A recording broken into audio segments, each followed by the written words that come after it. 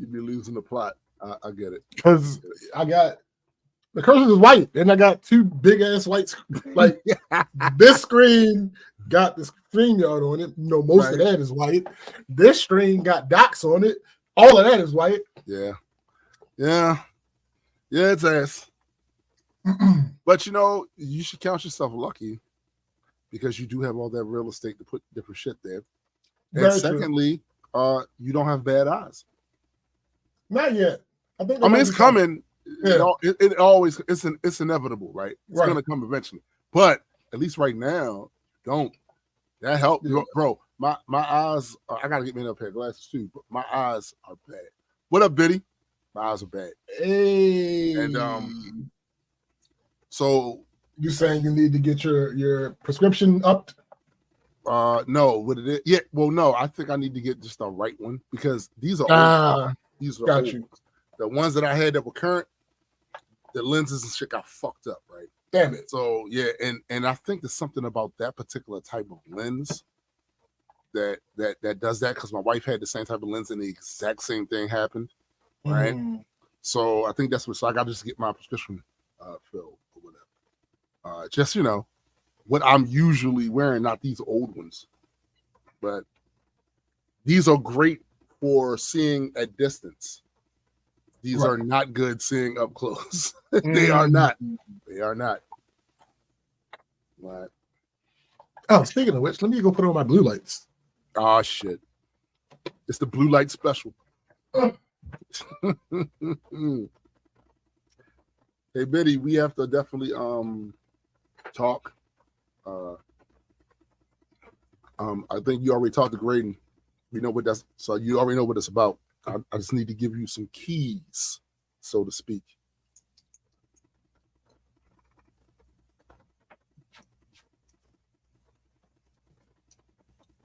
Blue. Damn. And like this nigga had to go put his damn window panes on. I can't stand this nigga. I can't stand him. I can't stand him. This nigga had to go put that shit on. Oh man. So we're gonna be doing some fussing today. Nigga. We definitely gonna be doing some fussing today. Thanks. It has to happen. Because motherfuckers are just incorrigible. They really are, bro. Don't get me started. Something you said the update too about the Ouroboros. I was nigga.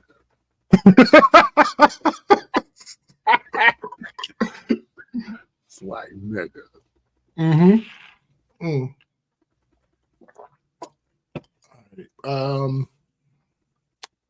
Let me see. Blah blah blah blah blah blah blah blah blah blah blah. Damn it, you got the whole Mexico trip too. Yeah, I mean, I don't got a lot for that. It wasn't the usual type of vacation. Relax though, right? Say again. Y'all just relax though, mostly. Right? Yeah. It was I love that. I wish the typical nigga. I love them. Don't get me started. Just saying. There's going to be a lot of fussing though, because it is. We only got that one thing as the topic, but I have a bunch of stuff from the episode before, like between that time and now, that I just couldn't fit into that last episode. Right. How much? Yeah. And like I said, man, I got this one thing that is just eating at me. Just my observations. Motherfuckers they've lost their goddamn minds, and there are reasons for it, but no one's acknowledging the reasons, and unfortunately, there ain't a goddamn thing that's going to be able to solve it because it's Ouroboros. Like it's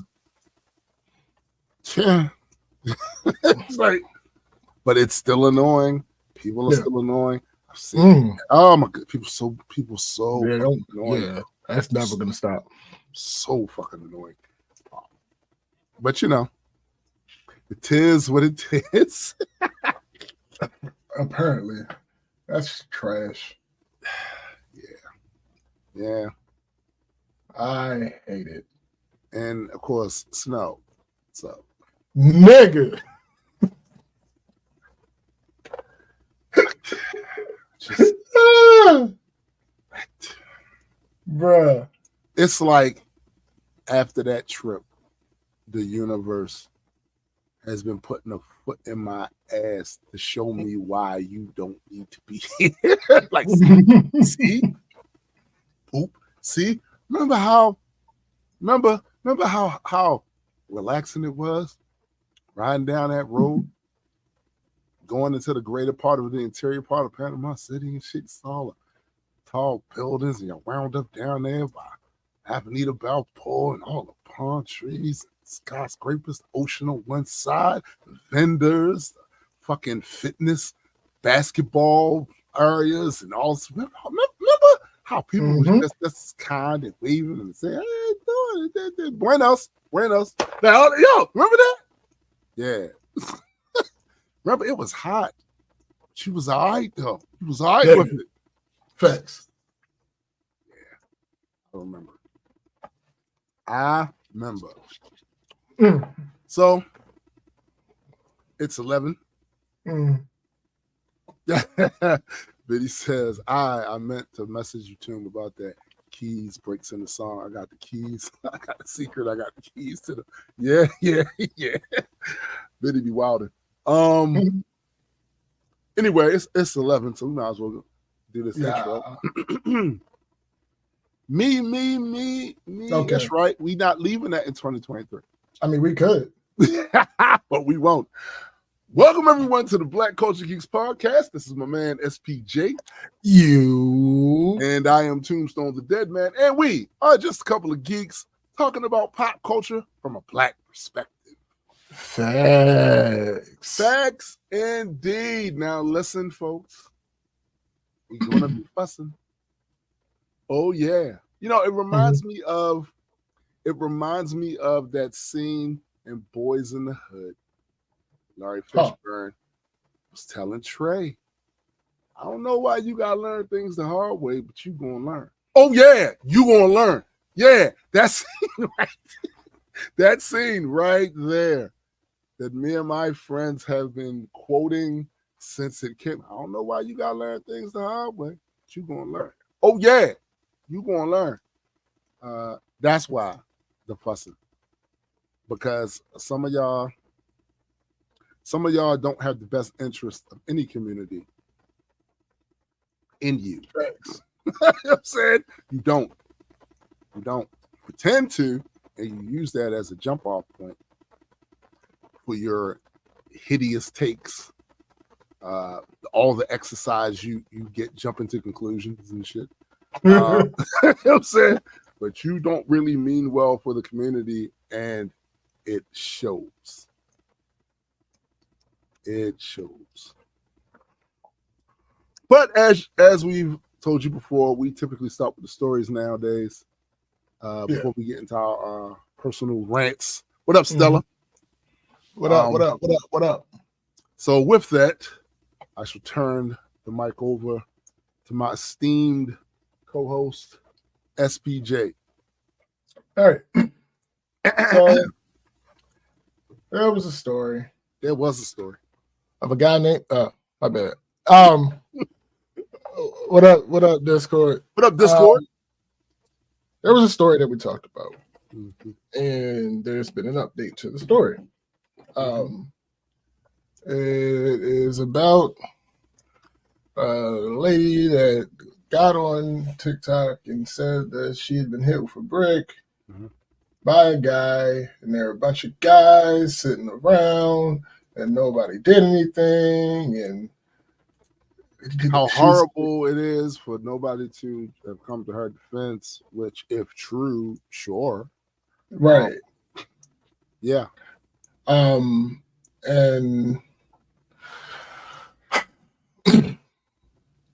to give you guys the recap of our coverage, of this particular thing. That's important. It's important. I brought it to the show, and at that point in time in the saga of how it was unfolding, it had appeared as though things weren't adding up. Right. Things weren't adding up. Math wasn't. Yeah. So we got on here, we talked about it. I was very clear, well, both of us were very clear that with the information that we had to that point, right, it seemed like there was something fishy going on. Right. The next time that we talked about this story, we came on here, we looked at the content and context of our previous takes. We compared that to the new information that was available, and we adjusted our take. Yep. We moved towards, okay, actually, this might have happened. Mm-hmm. This might have been a thing, and this is absolutely terrible. And, you know, protect Black women, all that other stuff that we say all the goddamn time. And we mean. Yes. Yes. We mean. There was another time that we talked about this, and in the time between that time and this new time, we had looked at what we said, the content and the context. We took that, we used the new information that we had available at our disposal, and we came to the conclusion that we were confused. Right. It may have happened. It may not have happened. Bottom line that we gave, this shit should never happen. Protect Black women. Right. Stop wilding. Because evidence sways us. And when you are loud, you need to keep that same volume. That's really... Yo, normalization is the whole thing in digital audio workstation. Like, normalization, bro. Like, thanks. Just keep that same volume. That's all I ask. And because some people have a problem with that. Because that's the first part. Like, we what we usually complain about is the next step, but the first step is really keep that same volume. Keep the same volume. Keep that same volume. Yep. I want to hear whatever comes next. If you talk about this thing again, whatever comes next, I need you to be just as loud as you were. Exactly. When you made whatever take you made before. Exactly. Now, that second part that we always talk about is have some integrity. Have some integrity. If you were strong on something and it turns out that it either didn't happen or there was some hole somewhere that you didn't previously know, or whatever the case may be, it's okay to adjust your take. It really is. Can we normalize that in 2024?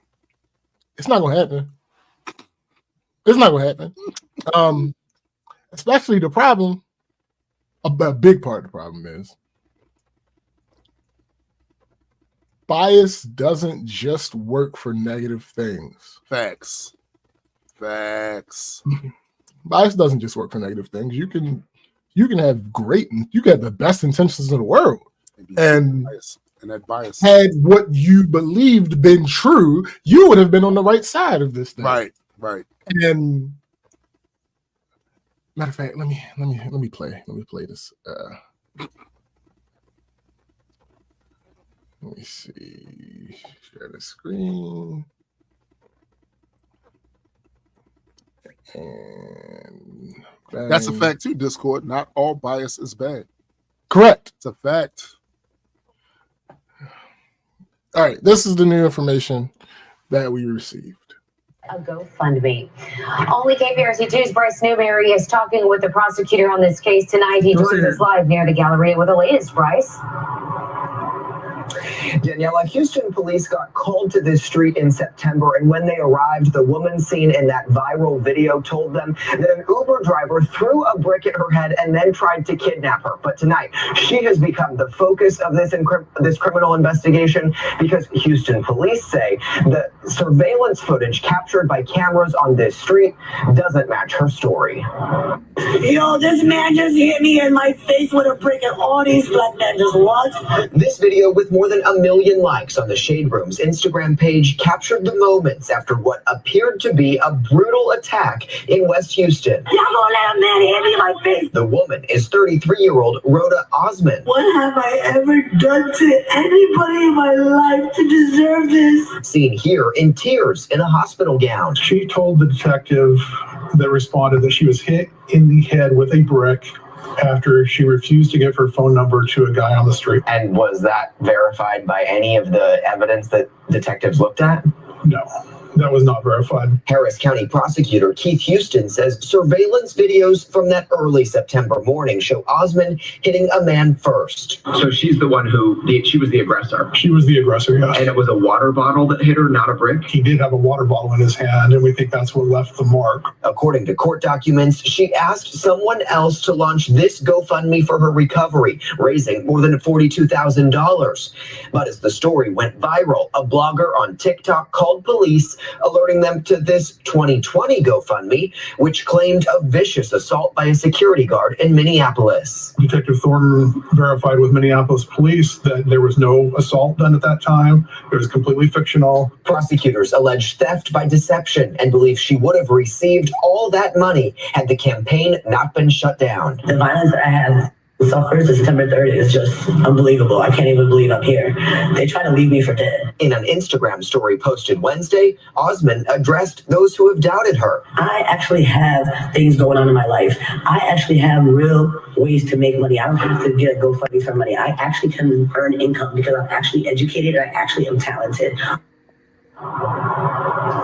And tonight, a spokesperson for GoFundMe telling KPRC2 GoFundMe has zero tolerance for the misuse of our platform. The fundraiser has been removed from the platform. All donors have been refunded, and Rhoda Osmond has been banned from using the platform for any future fundraisers. Osmond did not respond when I reached out to her on Instagram this evening.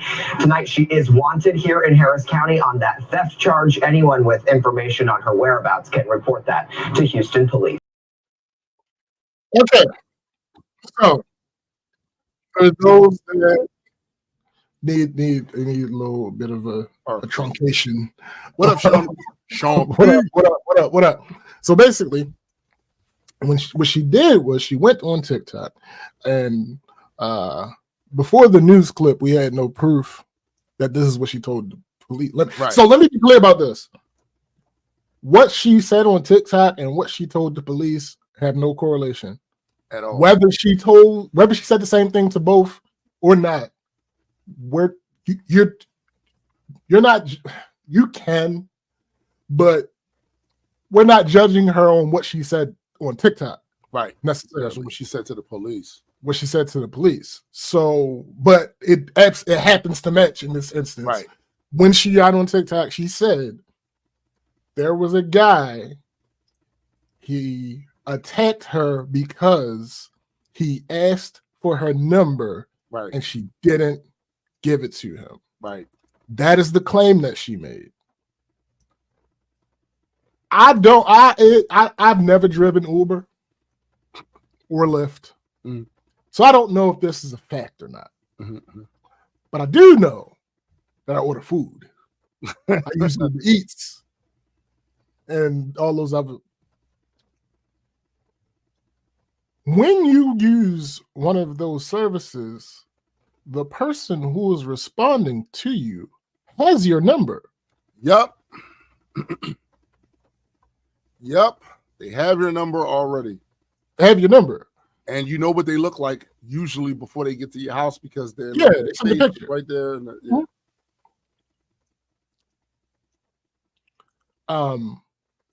So yeah, I hey, what's up, sis? Happy belated birthday.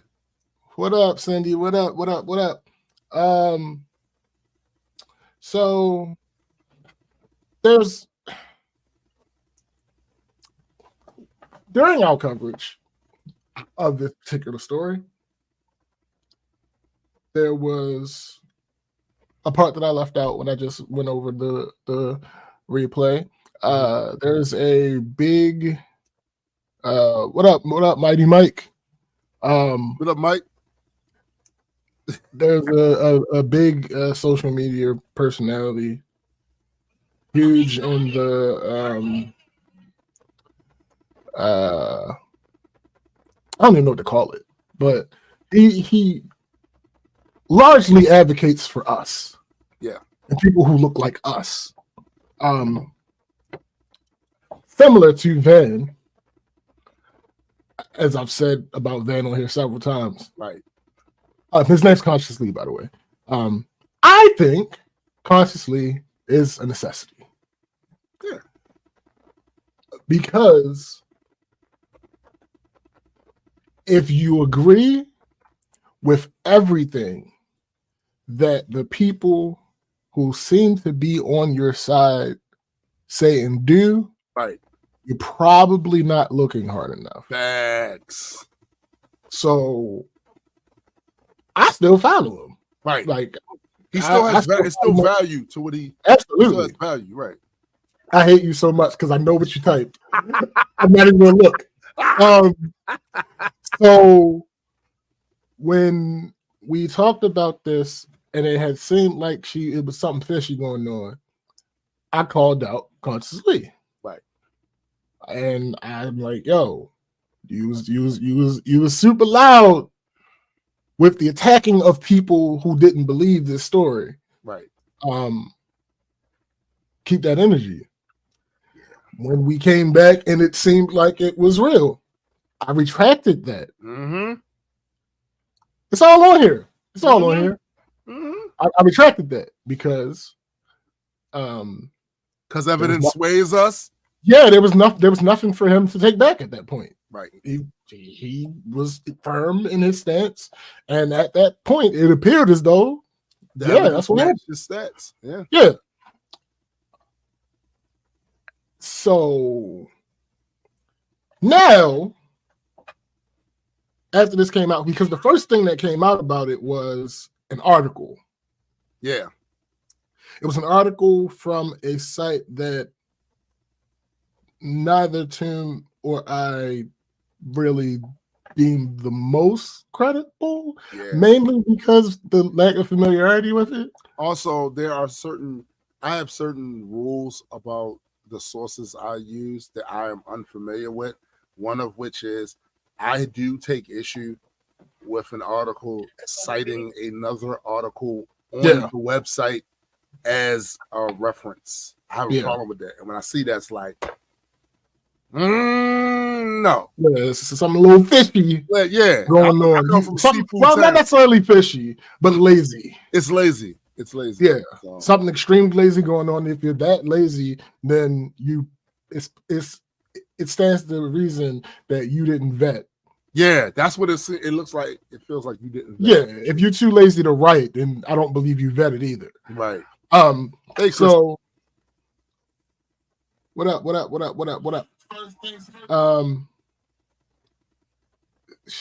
I think it would have been more fair for donors to decide if they wanted to donate. I'm not sure what that's a reference to. If you're talking about the GoFundMe, I disagree.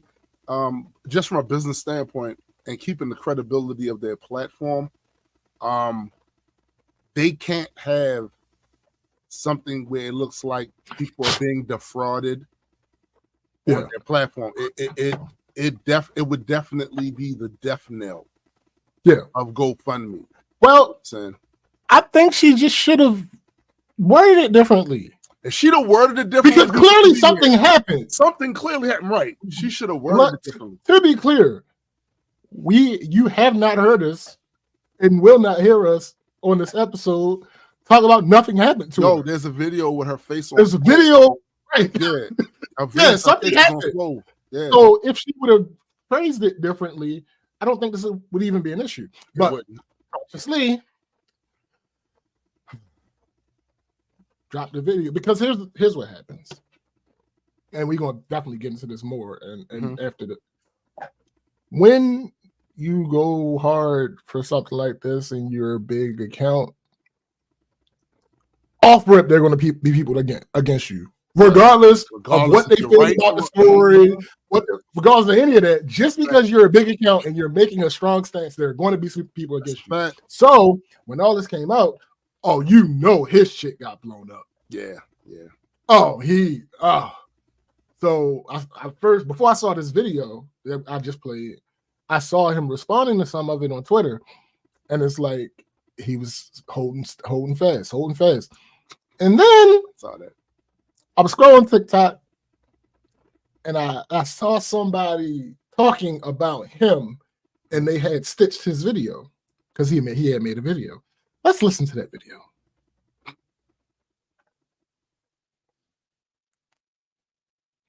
Oh, we can't listen to the video. That's crazy. The sound has been removed from his video. I don't know why.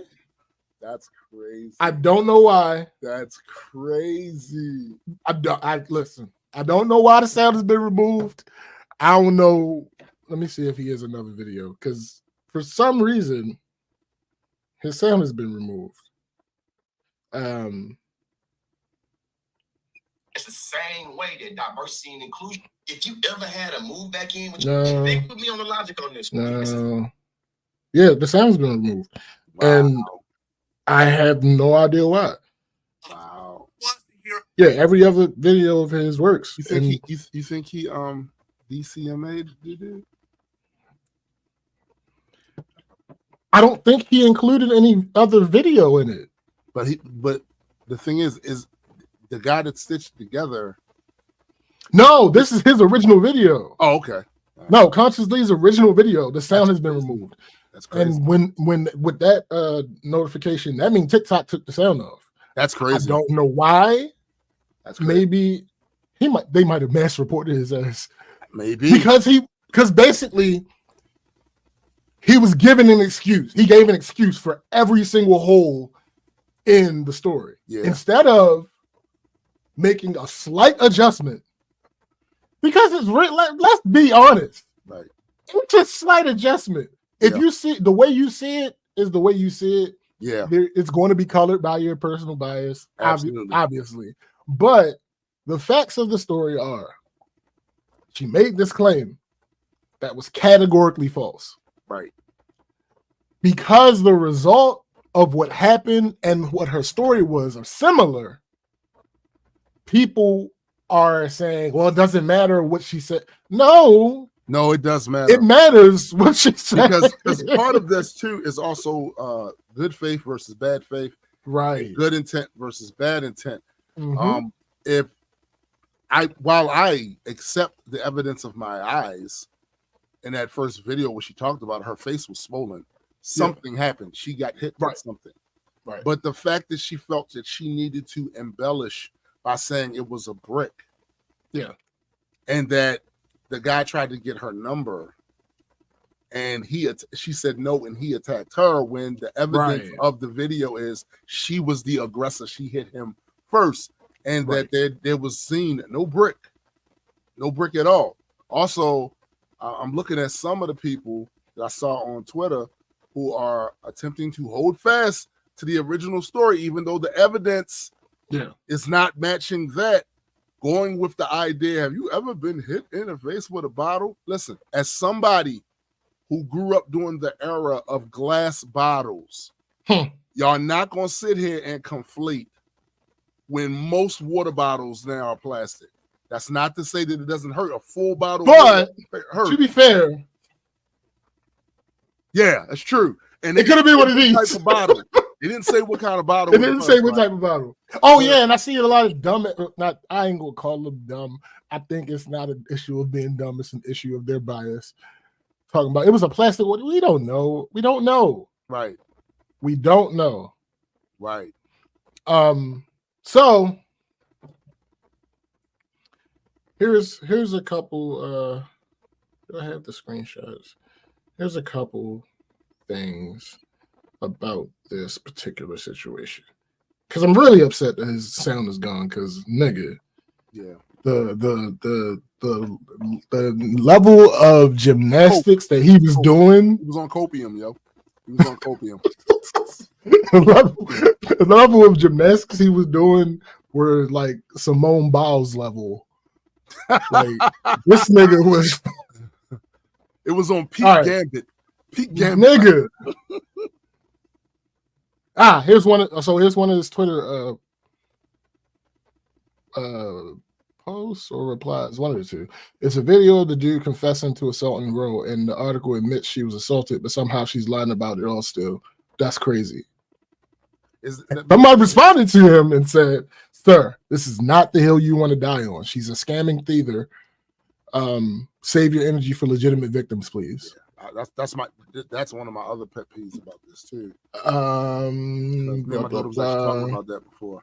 The idea that these sort of people, I hate when y'all give the red pill big guys a data point to take and run with and then project it on every victim. Every victim. I hate that y'all did that. Yeah. And so you have people conflating, of course. Somebody said niggas never get more carceral and have more faith in the system than when it's against a black woman. But let a nigga run away from a white woman after asking her to be his Coretta and he's a victim of the system. Someone responds and says, is it really that hard to fathom that the same system that harasses and victimizes them would do the same to us with some misogyny sprinkled on top? Like, this is alarming. We're literally just as likely to get mistreated by the system as them, but we're supposed to call them people. Here's the thing. Unfortunately for us as human beings, life isn't black and white.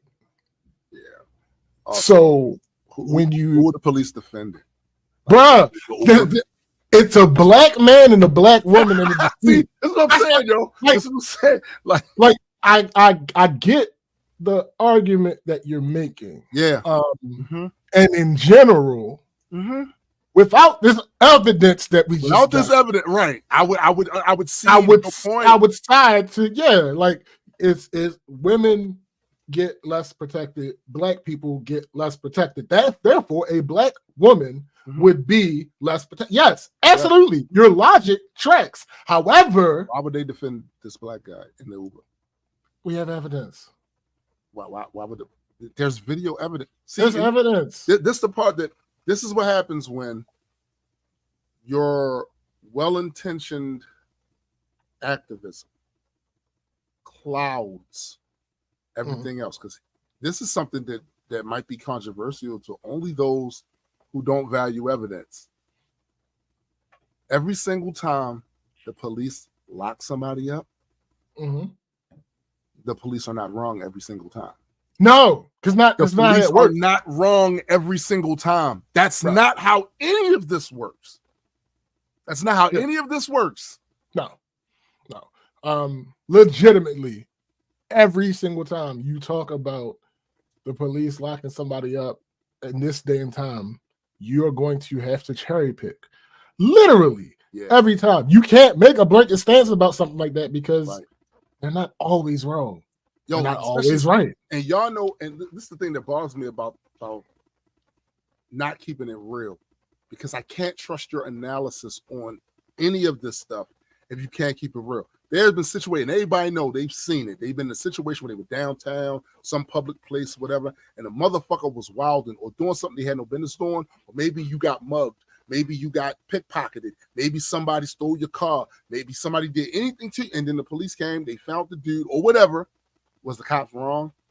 Was this a wrongful arrest? Every arrest is not a wrongful arrest. No. It's just not. And like, there are people harping on the water bottle thing. Like, why didn't he, like, okay. I don't know if you've ever been hit in the face. But generally, unless it had a certain effect on you, right? Meaning it didn't bother you much, or it bothered you a hell of a lot more than you were able to deal with. Right. Anywhere in that middle ground, your reflexes are going to take over. Whatever that reflex is, fight or flight, whatever it is, right? That's what's going to take over in that instant. if I happen to have something in my dominant hand and someone slaps me in my face, guess what's happening next? It's getting thrown because one, I got to free the hand, the ball's a hand, right? I got to free the hand, the ball a hand. So I just, but this is another point about what you're saying right there, bro. Stop hitting each other. Yes. Well, listen.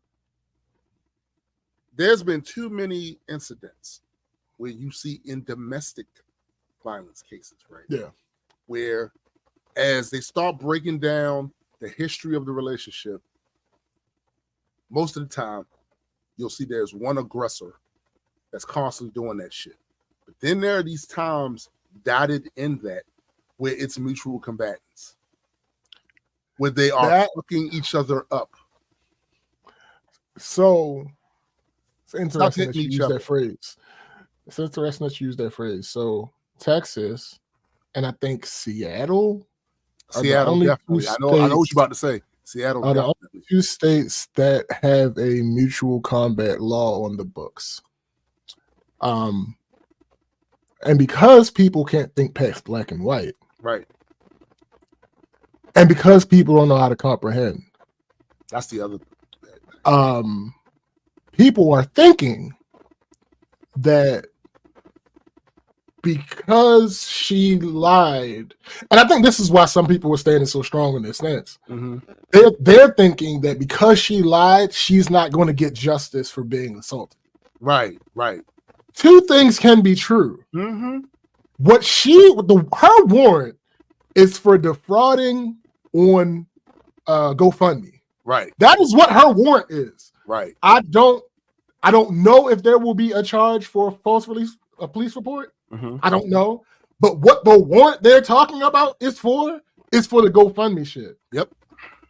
They have him on tape hitting her with a foreign object, and they have the evidence that there was bodily harm. The mutual combat law, I don't know about Seattle, but at least in Texas, you can fight as long as both consented to the fight, and consent doesn't have to be explicitly or verbally stated. Right. It has to be reasonably understood. Right. Until serious bodily harm is caused. Right. If we going by the letter of that law, that nigga's still going to get in trouble. Exactly. He's still going to get in trouble. He's 100%. Still going to have his day in court and in jail. No, she is too. Right. Because she was the aggressor. She hit him. Right. He hit her. They're going to charge them both. Right. So, like, she going to get her justice? But what we not going to do is sit here and act like she didn't lie, and that the camera footage says the opposite of what she was telling everybody. Yo, what we not going to do is act like these lies are A, misrememberings, right, or B, negligible, right, because they're not either of those two things. And that's what that's what the defenders are trying to do. Yeah, that's what they're asserting. Yeah. The problem with that is that first video was right after it happened. Yeah. She didn't get knocked out. No. That first video was right after it happened. Could we at least argue the possibility that she inflated all that stuff because in her head she knew what actually took place and she wouldn't get as much sympathy for this thing? Absolutely if possible. She said, is that at least within the realm of possibility? Especially because now this I have no facts on, I have no evidence of. I've just heard people say she's done this type of GoFundMe thing before. Yeah.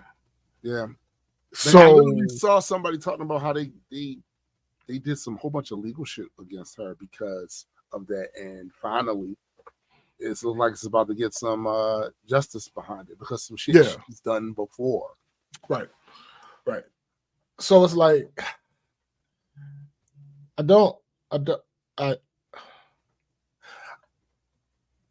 normally. Mm-hmm. Here's the other thing. The other element of this is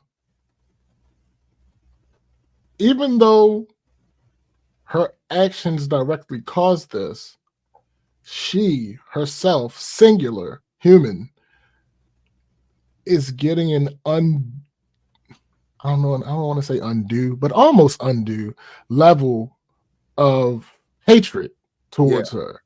But no, you know why that is, right?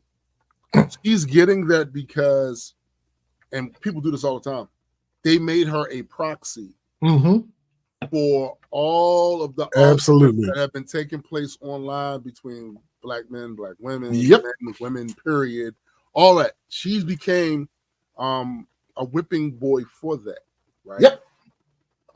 And because of this, like people who don't even know her have this rage, and you see it in their comments about this situation. One thing you've noticed when you see me and SBJ talk about this is we're kind of detached from certain parts of it, because this did not happen specifically to us or anybody that we know. We stand on the principle of stop hitting each other. Right. Stop hitting each other. We stand on that principle. We also stand on the principle like, yo, we protect black women around here. I don't know what y'all motherfuckers doing. That's what we do, right? Yeah. But this allows us to be able to absorb new evidence and be able to change our minds. Some of you motherfuckers are not in this for that reason. No. I don't know what you think you're doing, but you're not helping our community with this conversation the way you guys are framing it and handling it. It's not helping, because is that what you want? You want enmity? You want to keep enmity between black men and black women? That's what you want? Because this is a good way to do it. Yeah. A good way not to do it, though, is just take the evidence as it's given. Like, all right, this is what we know so far. None of you Sherlock Holmes motherfuckers out there are going to be out there with your magnifying glass, your stove pipe and shit, and you're not going to be out there doing none of this. So all you're getting is that same evidence that everybody else is getting. You can interpret it as you will. Although I look at some of you and realize just from the type of argumentation that you use in these conversations, you don't really have a critical thinking bone in your body. So your analysis is skewed and fucked up. But the fact that you are hyper emotional about it makes it even worse. Yeah. Y'all up here making these blanket statements about each other. It ain't helping our community one bit. As if we don't already have bad PR that a machine put together that constantly feeds society with that shit, so that they frame every situation with us a certain type of way. Now we got to see y'all in these comments calling each other all out your names, saying, y'all don't care about us, you don't care about me. That's why that type of shit is ridiculous. And what it reminds me of, if you've ever walked into a third grade class as a substitute teacher and saw the way the kids are in there before you exert some sort of authority. That's funny. Yeah. That's how this shit looked to me. Yeah. Yeah. There's another guy on TikTok that I follow. He does a lot of the same, not same. He appears to have a similar goal as Consciously, but the way that he goes about his content is slightly different. And I fuck with him. He disappointed me. He disappointed me, but the way that he communicates is such that even in disappointment, it brought clarity. What is going on with a lot of these people that are standing 10 toes down on the bullshit is they're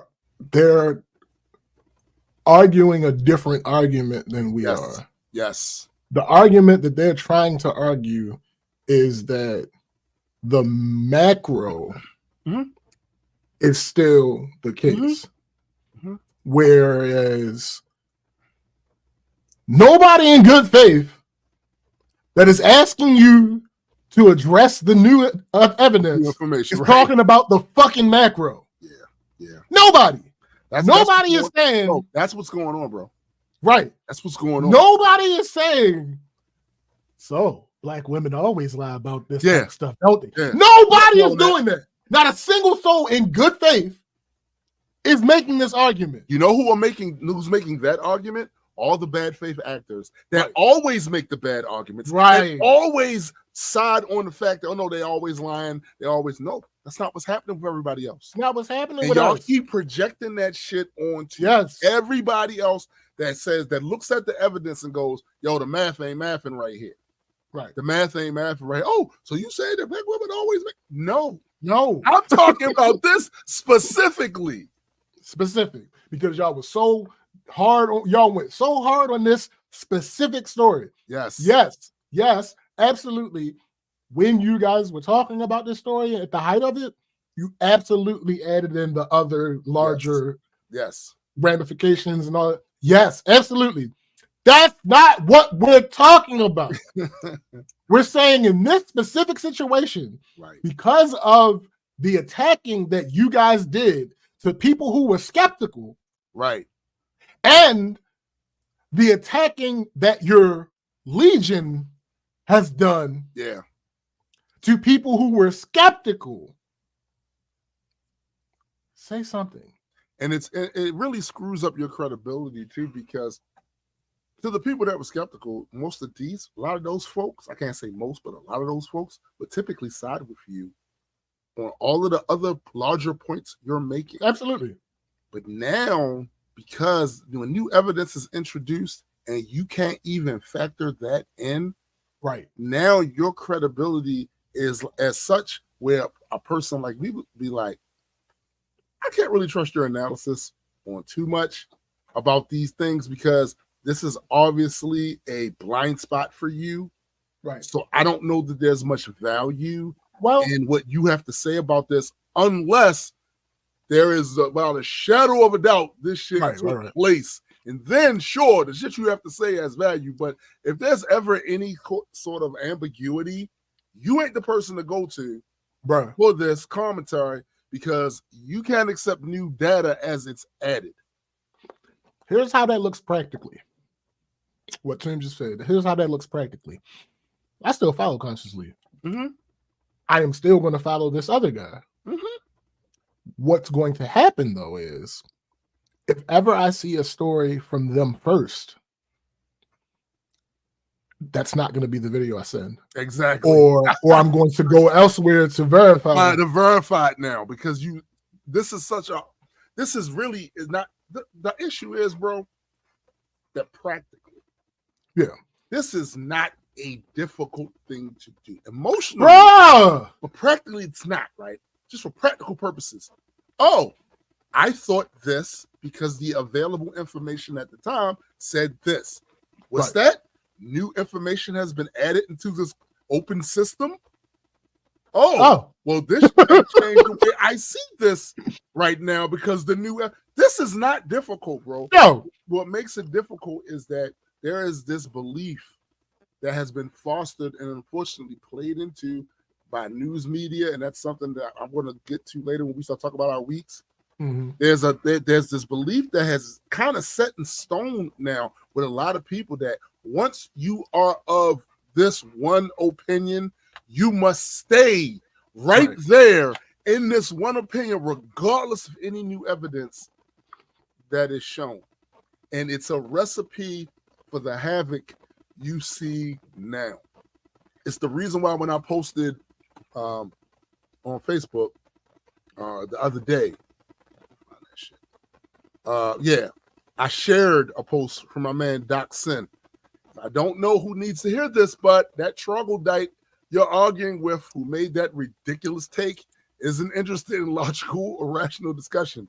Correct. That's why that's why that was appealing to me, because I know of which the type of person he's talking about, and we're seeing more and more of that sort of person. They are set in stone with, if they're not just trolling, they're set in stone with a certain belief system that no amount of evidence is going to shake them out of. It is a complete waste of time. You focusing on convincing them. The people surrounding, maybe listen to the conversation, sure. But that individual there is locked in place, frozen in time. There is nothing you're going to say to break them from that, because this is actually about something that's bigger than that specific conversation with this person. And also, that's what ad homs are for. So, yeah. Listen, that was hilarious. I've long that. I still feel the same way I felt about it before. Mm-hmm. As far as the arguing with these idiots, but it's much easier to just insult them, call them names. Because listen, like I don't have to stick to any rules of debate with somebody that's acting. This ain't no official debate. Fuck you. You acting a bad fact. There's no reason for me not to call you a dumbass. There's no reason for me not to do it, because you're not like you are. If it was just a disagreement on things and nobody's getting out of hand and we're considering each other's stuff, but we have another counterpoint, that's cool. But the moment is that where you are shut. No, and not only that, but this and this. You're a dumbass. Now I just showed you link after link, it's a reference after reference, and you're still holding on to this bullshit. Why? Right. The quote that I've been using for years is that I value my credibility more than I do my opinion. Thanks. I just do. So I feel like y'all should be able to talk to me, and even if I'm wrong on a subject, you have the confidence that I'm sincerely wrong. Right. Right? I'm sincerely wrong. Right? Thanks. So two things. We're all hypocrites, of course. Yes. But two heavily contradictory things with these people that won't fucking budge is one, it's funny how when we were in the thick of this and people were saying that it was all a fraud, one of the things that y'all used to fight back against that is there's a police report. Oh, but now, bro! But now it's white that the police report has been proven to have been a lie. Yeah. Oh well, she still got hit. That's not what we're arguing now, though. Nobody's it's not a single person in good faith is saying that woman didn't get hit. No, if you saw that video, the first one, her face was on dub. Bro. The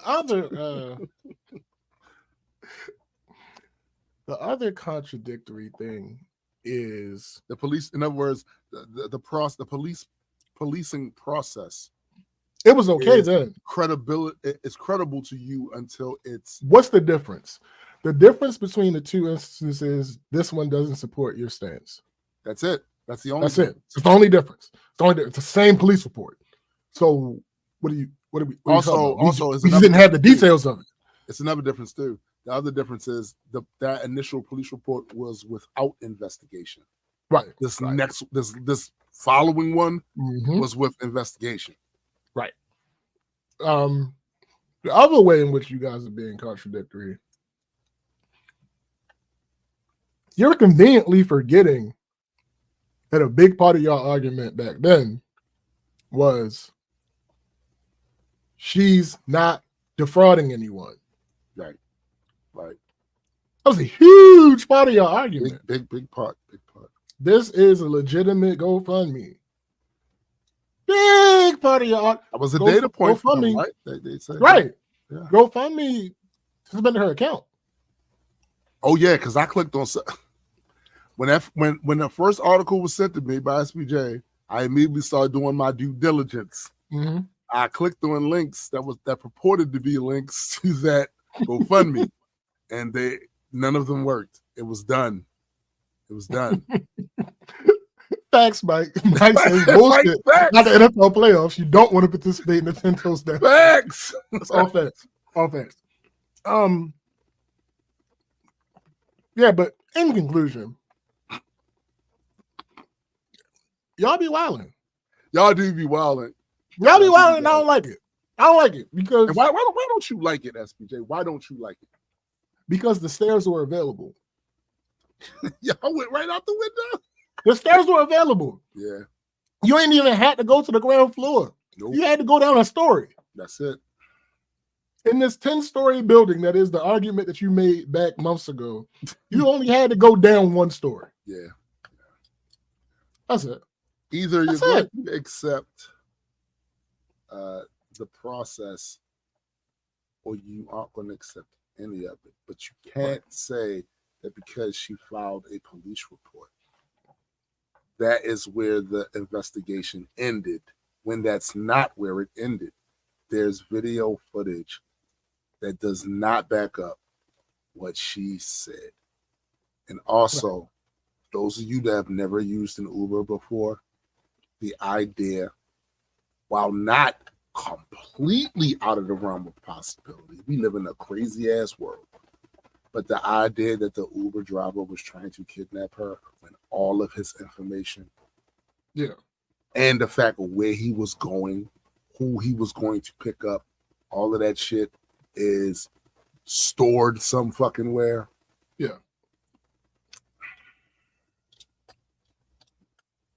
Not impossible, just not likely. Come on, y'all. Of course it's possible. We live like, in and people will point to, because I think there's been several news stories about it happening. Mm-hmm. However, you got to realize that if there were 2,000 instances of this happening, that would mean that it might be 0.001% of all Uber rides. Right. So, like, come on, like, yes, things are possible. Yeah. However, the likelihood, we can only base off of the evidence that we have. Anything other than that is bias. Yeah. And bias is fine in certain instances. Yeah. And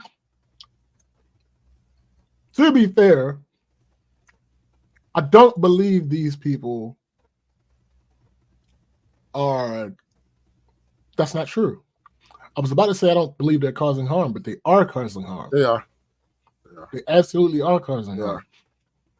It's one of the things that I've often said about people who post shit without vetting it. Like, they think I just wanted to see what other people had to say about it.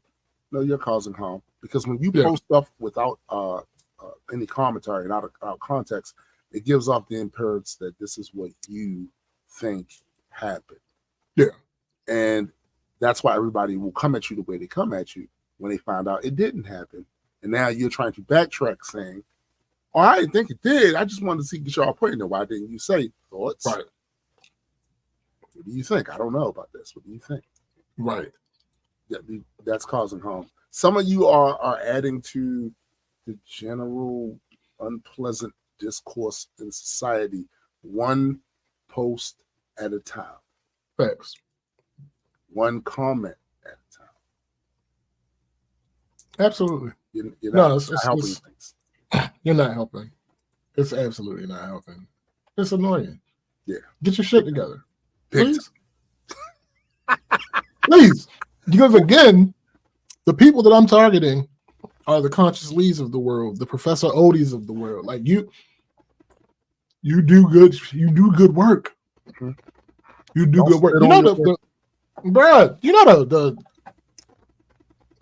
my favorite, like, you know how they say, what is it? I guess I was moving between guilty pleasure and bittersweet. Mm-hmm. I'm gonna go with bittersweet. One of my most bittersweet. How about bitter pleasure? That's interesting.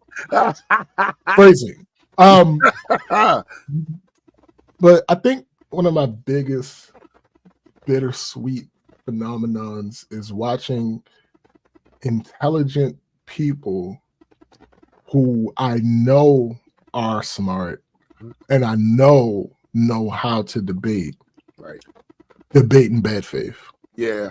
It is one of my favorite things to witness, because what you're partially I ain't gonna hold you.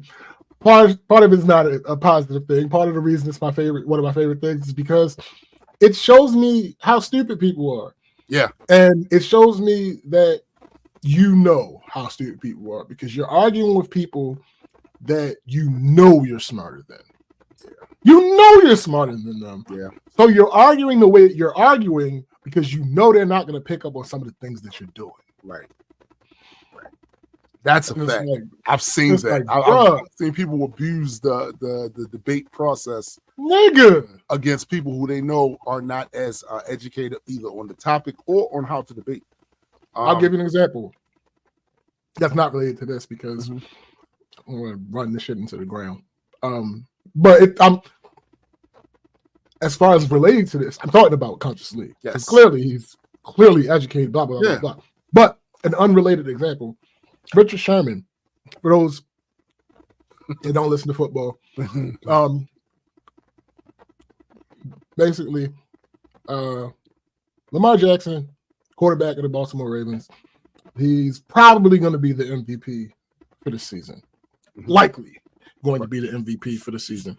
And the last 4 weeks or so of the season, Richard Sherman, who is a former cornerback, one of the best of all time, he went to and graduated from Stanford. And notice I said went to and graduated from because a lot of NFL players, bro, a lot of NFL players, once they get to the league, that's it. They don't graduate. Exactly. No, he went to and graduated from Stanford. Keep going. I can hear you. He knows he's a very intelligent individual. But what he's doing, well, has been doing, because the regular season's over now. What he had been doing, what up, Random?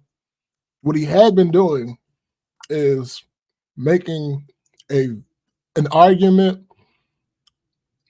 but because the way that media is set up, he's separating, because he's been arguing on the show that he's on, Undisputed, and he's been arguing with people on Twitter. The arguments, the way that he's arguing, the way that he's arguing is that he's keeping contradictory points that he's making separate. Very rarely, if ever, did I see one segment of him arguing where he contradicted himself in the same segment. But he has several points that are very contradictory. One of his biggest points on why Lamar shouldn't be the MVP is that the MVP is generally gone to the quarterback on the, what does he say? The quarterback with the best stats. His stats aren't there. So when people brought him to his attention, quarterbacks who have won the MVP before, who didn't have the highest stats in the league, his argument was that those are anomalies. So separate of that, in other conversations, he argues that the numbers matter more than anything else, and the numbers aren't there, and people were telling him, because I think they can't out debate him, but they can out reality him. Right. And they say to him, all right, I'll concede to you the points that you're making. However, in reality, he's going to be voted MVP. Right. So how you feel about it? And he's like, so you're telling me such and such and such and such? And they're like, yes, that is what we're telling you. And his response to that is, well, then we're going to have to change the entire precedent because this is not what it's been. But sir, when this has happened before, you've called it an anomaly. Right. Right. An anomaly does not a precedent make. Not simply for being an anomaly. Yeah. There are other things that go into changing a precedent. Right. Not just something being an out. Like, cut it out. Cut it, like, and he knows this, by the way. He knows. He knows. He knows. He absolutely knows. But anyway, we only had that one topic, so yeah, it's out for the weekend review. All right, so let me, because I'm pretty sure mine doesn't have as many as yours. So first of all, earlier this week, we had a snow event, bruh. Would you consider it one event or multiple events? It was. The only reason I'm calling it one, even though it spanned over a couple of days, is because it was so like all the stuff was still fresh by the time the next one hit. That this was one system, I believe, coming through, pausing, and then giving us the other shit. There is no secret that I have been hating on Old Man Winter since I was 4 years old. As far back as I can remember hating on Old Man Winter. I don't like the shit. I think it sucks. You know what else sucks? Right. It sucks when the response to you, after people know you hate all of this shit, when they see you post about it or comment on it, and they go, "Yeah, well, we have it worse." I don't think they're quite understanding what's happening here. Yeah, no one cares. This is not about who has it worse. No, this is about the fact that I don't like any of it. I'm talking about how I feel, how you feel in your separate, miles and miles away location from me. Has no bearing on the statement that I'm making. What I'm saying, I posted also that as I had to get up early as shit in the morning, shovel snow, knocking off cars and all. Yo, 4 o'clock snow shovel is wild. Yeah. All that kept running through my head was people telling me, when you move someplace where it's warm all the time, you're gonna miss the snow. Also, fuck you. That's my thing. Please speak for yourself. So I am sure that you know some folks that went through something like that. They started missing the changing of the seasons. I will almost guarantee you that a lot of those people did not have the same visceral reaction to that shit as I did. I've literally been complaining about the shit since I was 4. Right? And the only value I ever saw in it my entire life was that it kept us out of school. We had a snow day. Once that was no longer, you know what I'm saying? Once that was out of school, there's no value. And as I know what you was about to say. But as I approach 60 in another 5 years,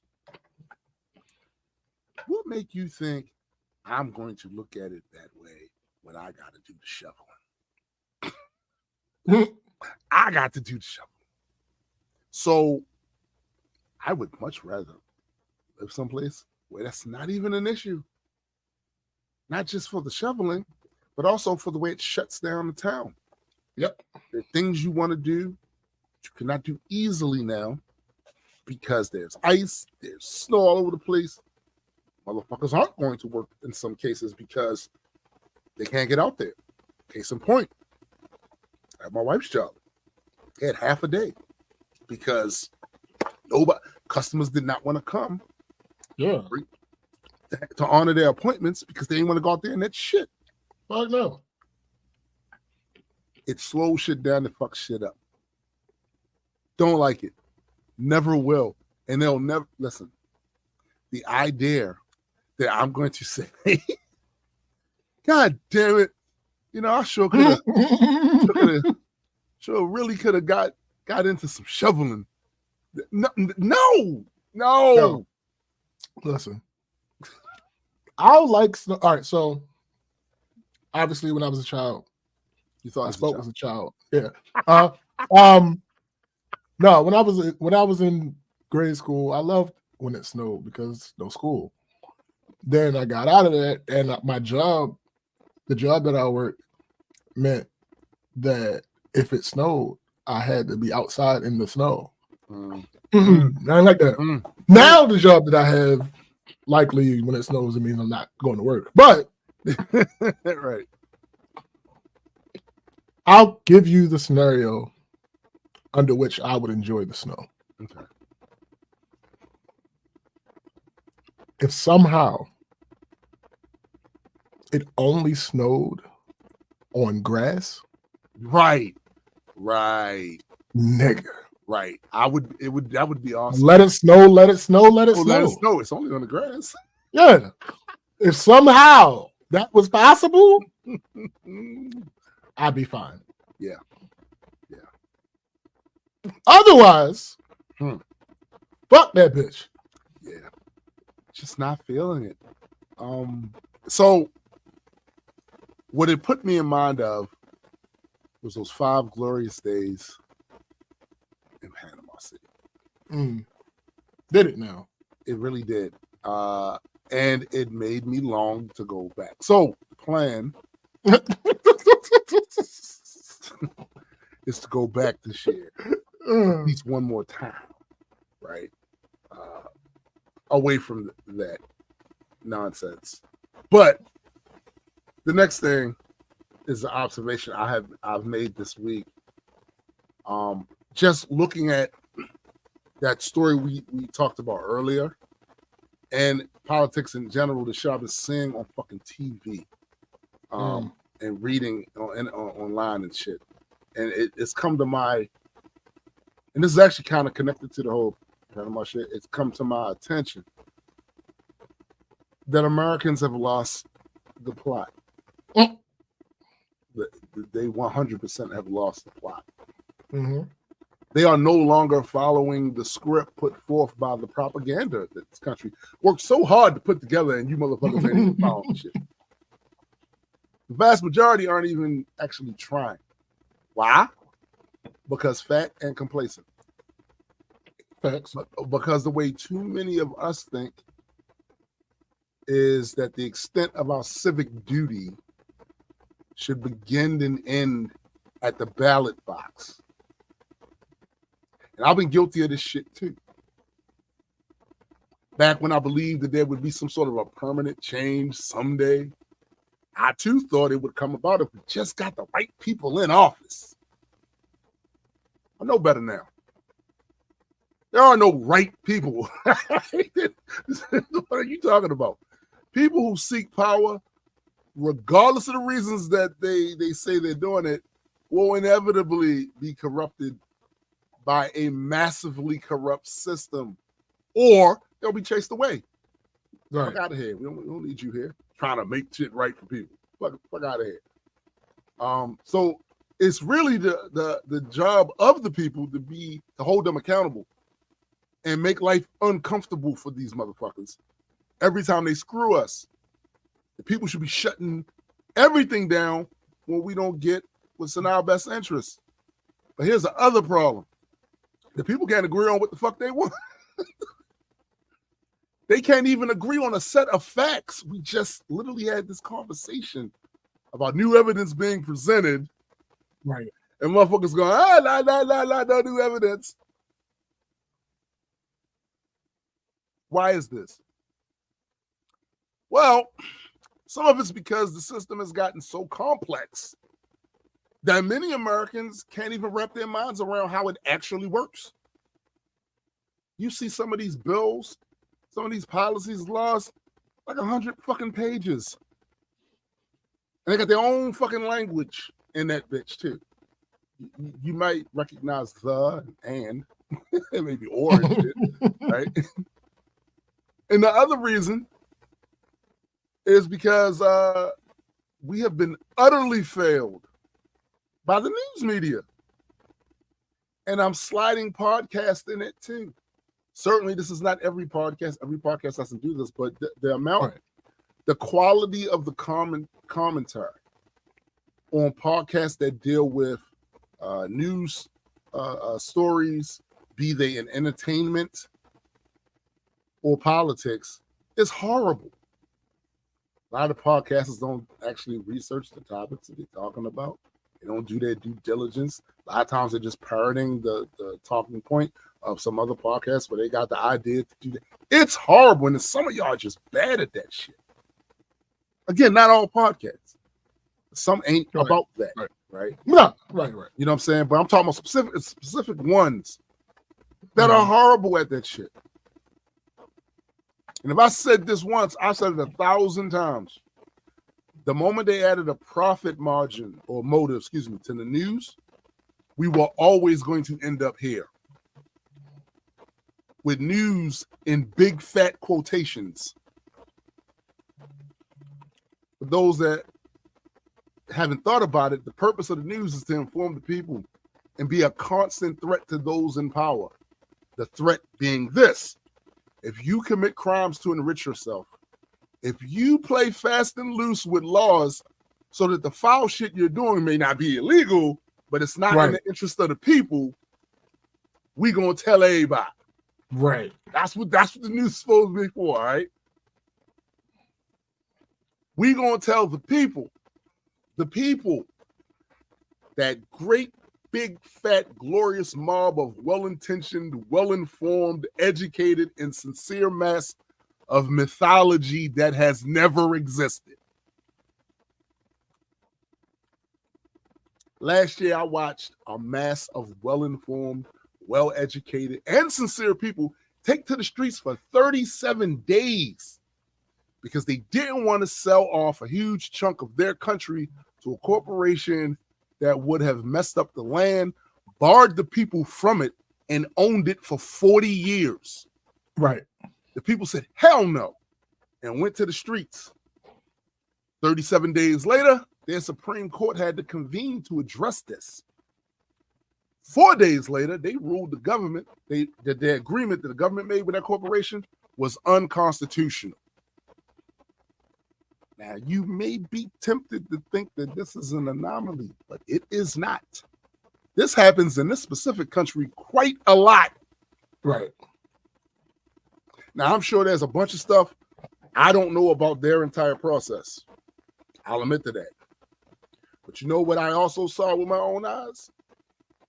People from the U.S. who moved down there to live, complaining about the inconvenience they had to experience while these folks who were born there fought for their rights to protect their vision of their country. That went goddamn.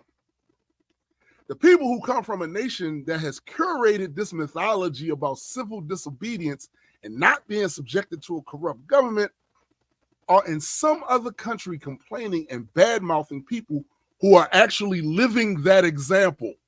Yep. And that's why I started this off by saying Americans have lost the plot and are off script because fat and complacent, but also because all of your institutions have failed you. And that's why I don't think for 1 second that any of this will be fixed. And that's why the choices that you have for people to put in power is the devil and his brother. And that's why it's going to continue to be that way. And that's why they're going to continue to give you false choices. And it's always going to be that way because. Just because. And it's annoying.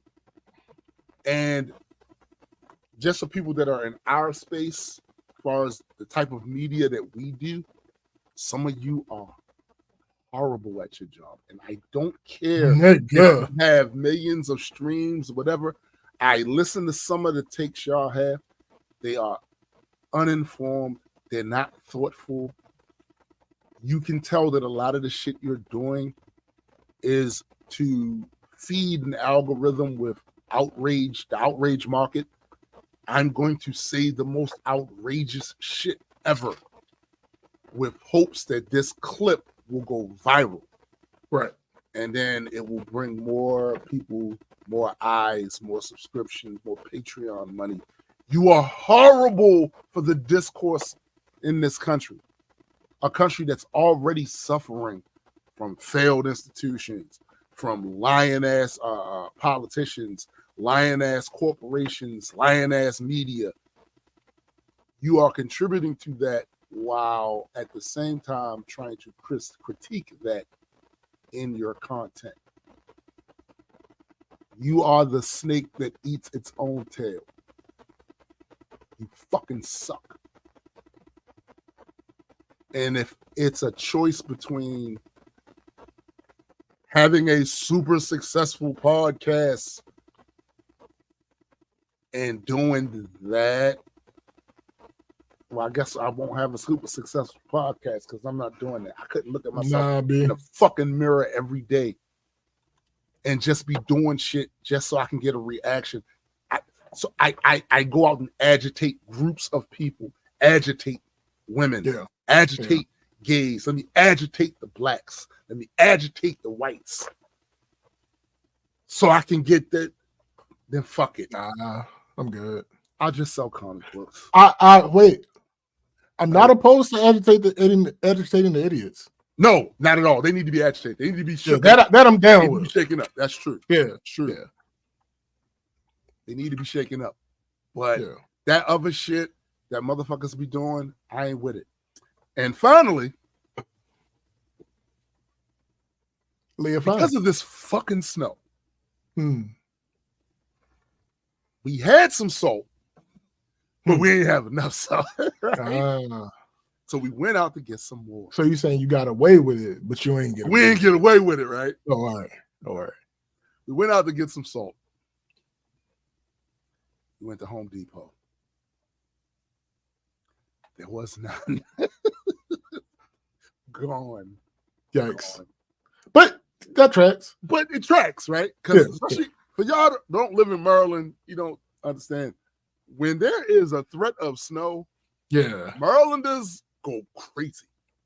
We know. People know. You know what I'm saying? Like, it's embarrassing. But we said, well, maybe we'll go to a supermarket. Maybe they'll have a cup. They got salt. They got salt. Just not what that's not what we was looking for. So guess what we did? We bought all of the we bought all the kosher salt. Yo! We cleaned them out.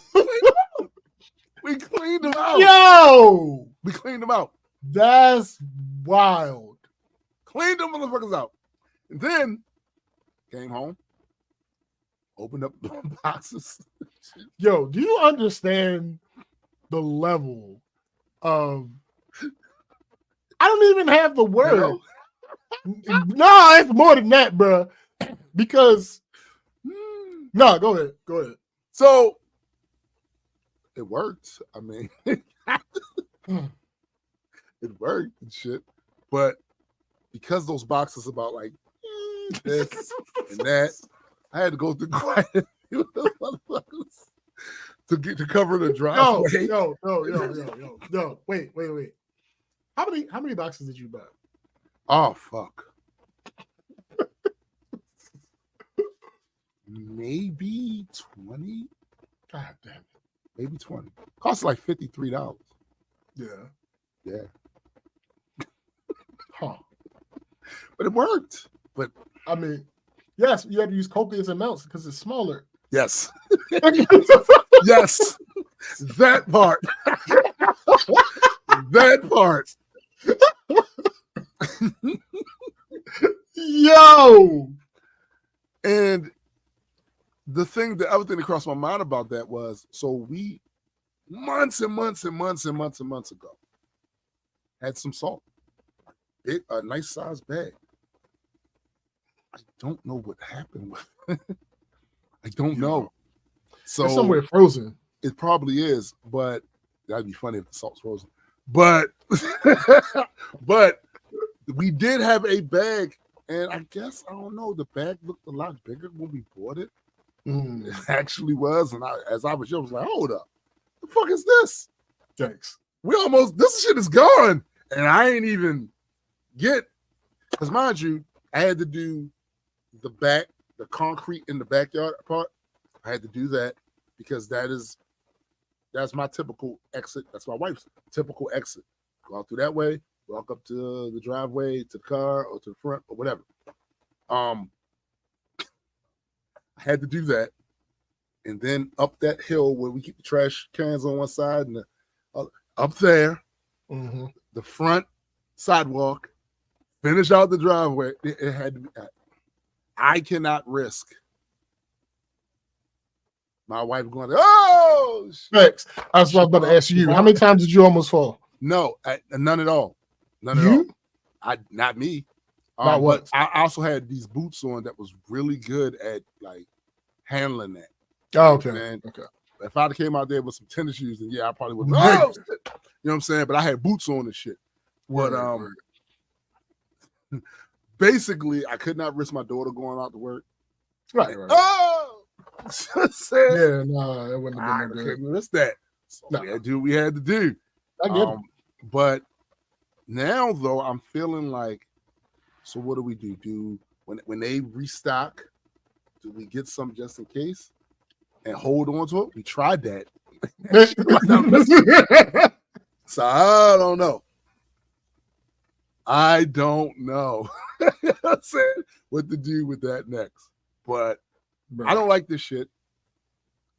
The day will come, though, when the only time salt will be in the equation is when I'm mad at a motherfucker or putting that shit in my food. It will not be to place that shit on the sidewalk. I'm a man of my word. Okay. All right. And that's my week right there. Word. Where should I start? All right. So we're gonna start off with a little observation of my own. Because the way that my mind works, sometimes I just randomly be thinking about shit. Like and it's crazy how things happen. Like I was thinking, I probably I don't know, delusions of grandeur shit. But I probably could have been a philosopher. I think you are.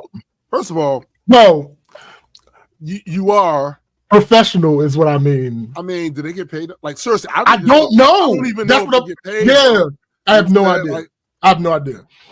But like, I just be randomly thinking about concepts of life and studying human behavior and all that other bullshit. Oh, you are the watcher. I can't help it. Yo, listen, right.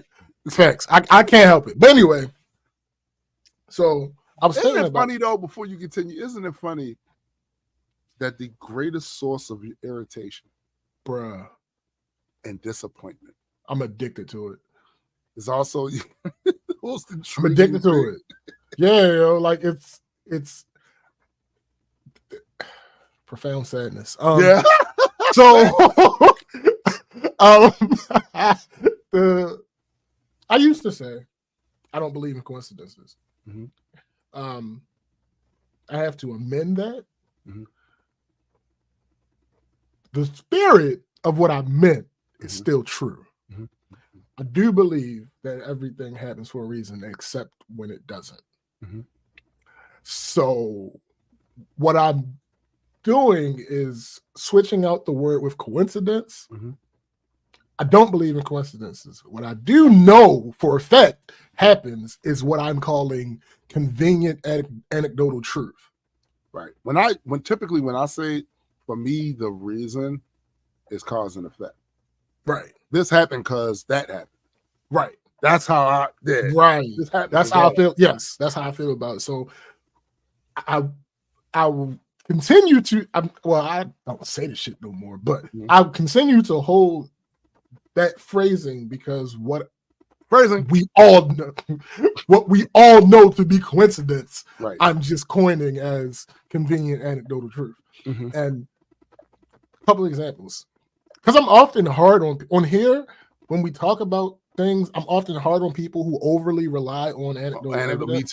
Me too. But that's only in context. Right. Because in general, I get it. Shit's hard. I'll give you 2 examples. One, for anybody that watches the show, whenever Chrissy is on, you notice that her video has a red tint. Yes. For those with keen eyes and who aren't colorblind and who can tell fine colors, you see I have a red light above my head. You do. The convenient anecdotal truth would tell you that the reason that Chrissy's video is tinted red is because I have the red light. That's not true. It's not the facts of the situation. Right. Me turning this light off changes nothing. Nothing. It's something to do with that damn T6i. That's I gotta figure out at some point. No, can't you go into the white balance and kind of make it because I had to do that for the Sony because the Sony tinge is green. The Sony tinge is green. So it might be that, but what tends to happen is hey yo, Discord. 4 lights. Hit up the card ass shit. Yo, so what tends to, it is probably something that simple. What tends to happen is, number one, I haven't actively used the T6 in 3 years. But now that I think about it though, bro, Canon is known for its color palette. Right. That's what I'm saying. So it might be, I might need to update. I might have changed the setting that I don't remember changing. Mm-hmm. That's possible. I mean, might need to update the firmware. That's possible. It could be several different things. But the issue is I don't use it. So your T6i still works. That's crazy. Yeah. I don't use it. And whenever we're recording the podcast, when she's over here on Saturday mornings, I generally don't come in here. Like our call time is like 10:30 for the podcast. Yeah. I generally don't come in here until 10:20 when she's here. But so I don't ever have time to really mess with it the way that I want to. And when she's not here, I don't think about workspace. That's your workspace. And when she's there, you're not really in work. No, no, not at all. That makes sense. And I just never think about it any other time. So that can probably be fixed. I'm hoping and assuming. But anyway, another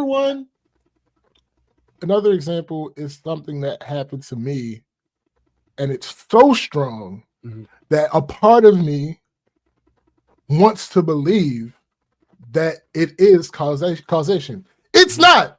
It can't possibly be. But so, part of me, we're kind of programmed for a lot of that shit. Like absolutely, evolutionary biology, we're kind of programmed for some of that shit. Right. Yeah. So, like, where my job is, when I come out of the door, there's a one-way street that I'm facing. I have to cross that street and go down a block in order to get to the garage. So 9 times out of 10, I'm not exaggerating.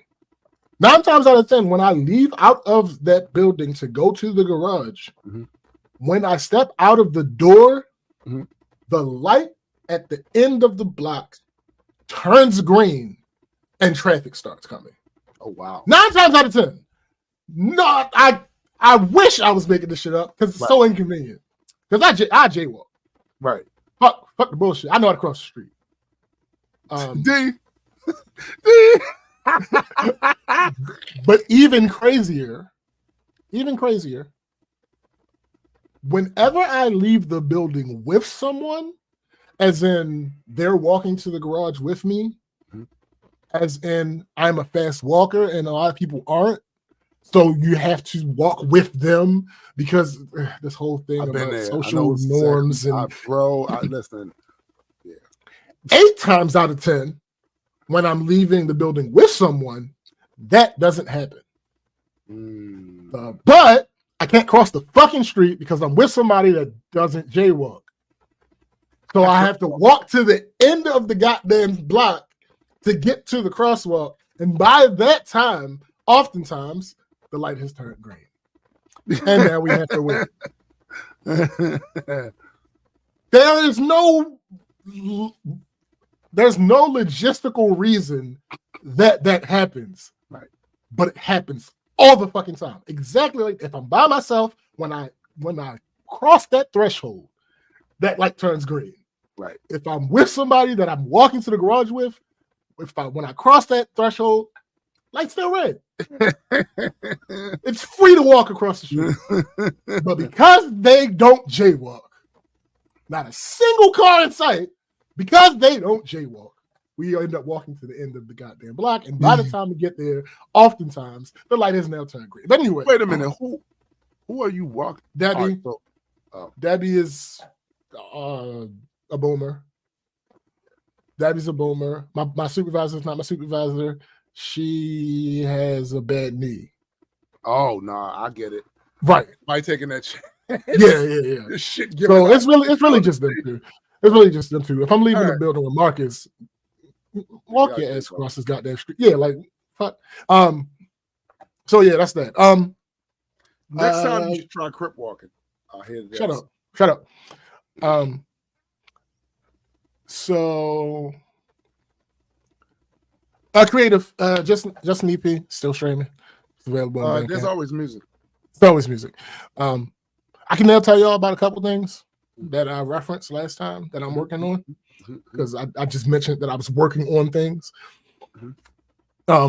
Soul Sessions is streaming on all platforms. The deluxe version is available on Bandcamp. My next project is what's up, Ryan? My next project is actually going to be an acoustic version of Soul Sessions. It's not imminent, but I've already started working on it. I think I have like 2 songs done. I'm kind of going for like a tiny desk or like live from type feeling. Trying to be so face. Shut up. Every beat will be remade from scratch. Every vocal re-recorded. Some different flows, some different lyrics, some additional lyrics, maybe an additional song or 2, because there was definitely at least one song that it was supposed to go on the album, but didn't, because it was one of the first ones I made when I was just figuring out the theme of the album, and it became outdated by the time I went to put the songs together for release. So I'll let you guys know when that comes out. Also, Chrissy and I are working on the podcast. It's going to be called We Can Relate. There's no start date yet. It'll be about an hour long. It'll be released weekly. It will not start off with video. That will likely come later. It will not be live. I don't know if that will change or not, but it's going to be pre-recorded. But keep your eyes open for that. And of course, I'll be sure to let y'all know when the first episode drops. We've already recorded the first 2 episodes when we was in Mexico. If I had to guess, I'd say it will be out before March. That's just to be on the safe side. Right. Actually, no, I'm pretty sure it'll be out before March.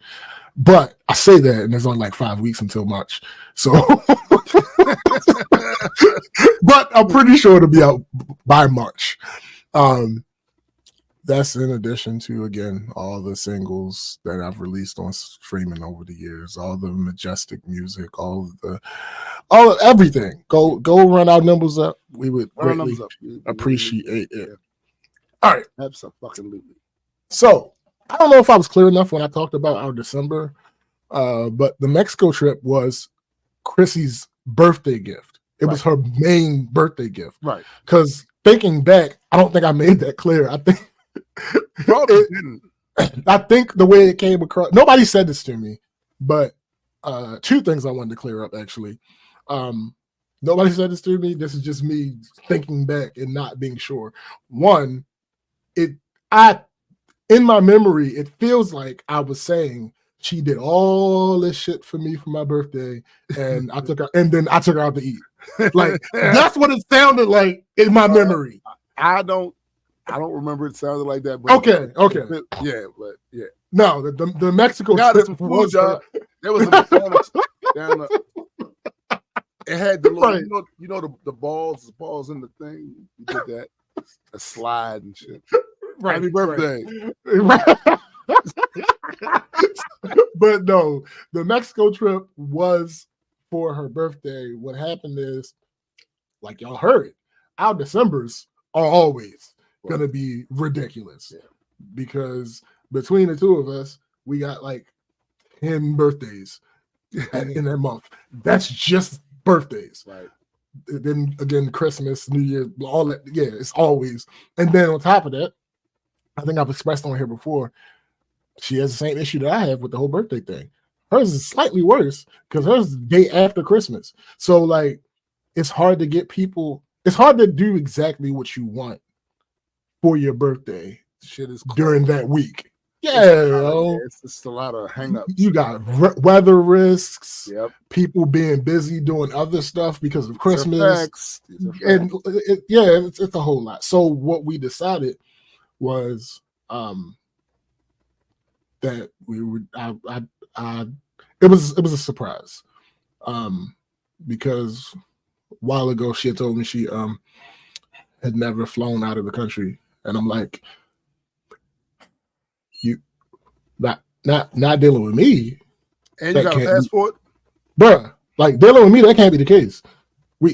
This cannot stand. So I'm like, don't you realize I'm a travel bro? Bruh, like, come on now. No, the good kind. We gotta change the that. Good kind. Yeah, the good kind. No, I call it travel bruh. Facts. Facts. So I was like, I like 6 months ago or so, I was like, because she was supposed to go, I think, to Jamaica with one of her best friends for her birthday. And that didn't work. And I told her no. Oh. Here's the thing. It's interesting that this comes up given what the topic of the story was. I mean, the topic of the day was, you can only protect when you have authority. Right, it's true. What does that mean? That does not mean that whatever I say to Chrissy, she does. What it means is, during that time, there were a lot of stories in Jamaica about women being assaulted. And there was not a single man going with them on that trip. Right. These were girls' trips. Yes. Mm-hmm. So when she told me about that, I said, no, you are not doing that. Right. If she wants to go somewhere else, cool. But not that down there. Particular place at this particular time, nah, we not. That's why I said to you about Mexico, because there's definitely been some shit going on with them snatching up women. Absolutely. All of that. Absolutely. Black women. Right. But you were going with her. And yes, I also know that you stay at the touristy. Yeah. And I'm not actually talking about that too. That's why I like it. Listen, Panama was different because right. Signs on living. There's a reason, yes. Right. But all these other places I go, I'm going to the touristy shit. I'm not going to the neighborhood. I understand what people are saying. And yes, too. in certain, like, on a good portion of the trips, we've ventured out into the, you know, but how can I say this? The world is big, yes. It is. But when you go live in Kenya for 2 years as an adolescent, it shrinks a little bit. Yeah. It shrinks a little bit. Yeah. Living in what, I don't know if they still call it this, but living in what effectively they call the bush for 2 years, don't tell me about locals. Thanks. I'm aware of it. That doesn't mean that I know what every country is like. That's not the point that I'm making.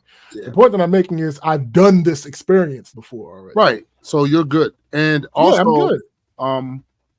I personally, coming from the hood, respect every hood. That's the all other over part. the world. That is the other part. That is the other part. I'm not leaving my hood to go be in somebody else's hood. I'm just not doing it. I'm just not doing it. That's not it. what. No. And listen, not, I get for those of you that didn't grow up there, and it's intriguing. Classic example. We went to Panama. We potentially could have did 2 tours. One tour that we did take was in Casco Viejo. There's another tour they was going to have on the seedier side where the gang stuff was, the history of the gang stuff.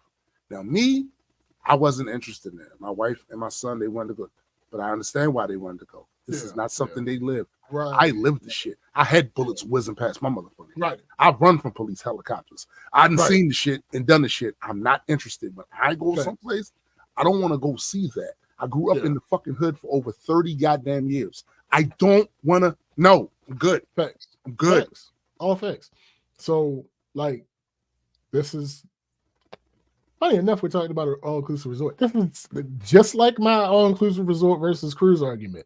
I'm not saying that you listener shouldn't go. Yeah, nobody's saying do it up, live it up for me and my vacation. It is my preference. Yes, that for at least the majority of the time. Mine too. I'm with the touristy shit. Me too. Like, I want to see. I'm on my vacation to enjoy my vacation. Yeah. To enjoy the amenities that my hard-earned dollar has been able to afford me. And that is why luxuries. Bruh, come on now. Bro, so yeah, that makes sense to me. For those that want to, bruh, for those who want to, more power to you. I wish you safe travels. Yeah. I wish it is everything you expect it to be. That ain't what I'm on. That ain't what I'm on. So imagine me getting into a fist fight. Bruh, I'm not doing that. Come on now. So also on top of the issues that I had with her going to Jamaica, something else happened. So that trip never happened. So when it came time to start thinking about what I was going to do for her birthday, I was like, we got to go somewhere. We have to go somewhere. It didn't necessarily have to be out of the country. You're right. It didn't necessarily have to be out of the country because we still have places on our collective list in the states that we want to go. Yeah. But I preferred going out of the country,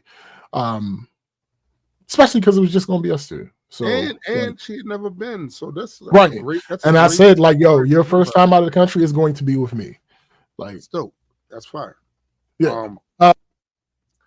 What wasn't fire was when I posted my snow post. Well, listen, and you know what's funny about that? You know what's funny about that? She had just recorded that video before she saw your post. She had recorded it for an Instagram, not Instagram, a TikTok video. And we were sitting there, and I think we were eating breakfast or something.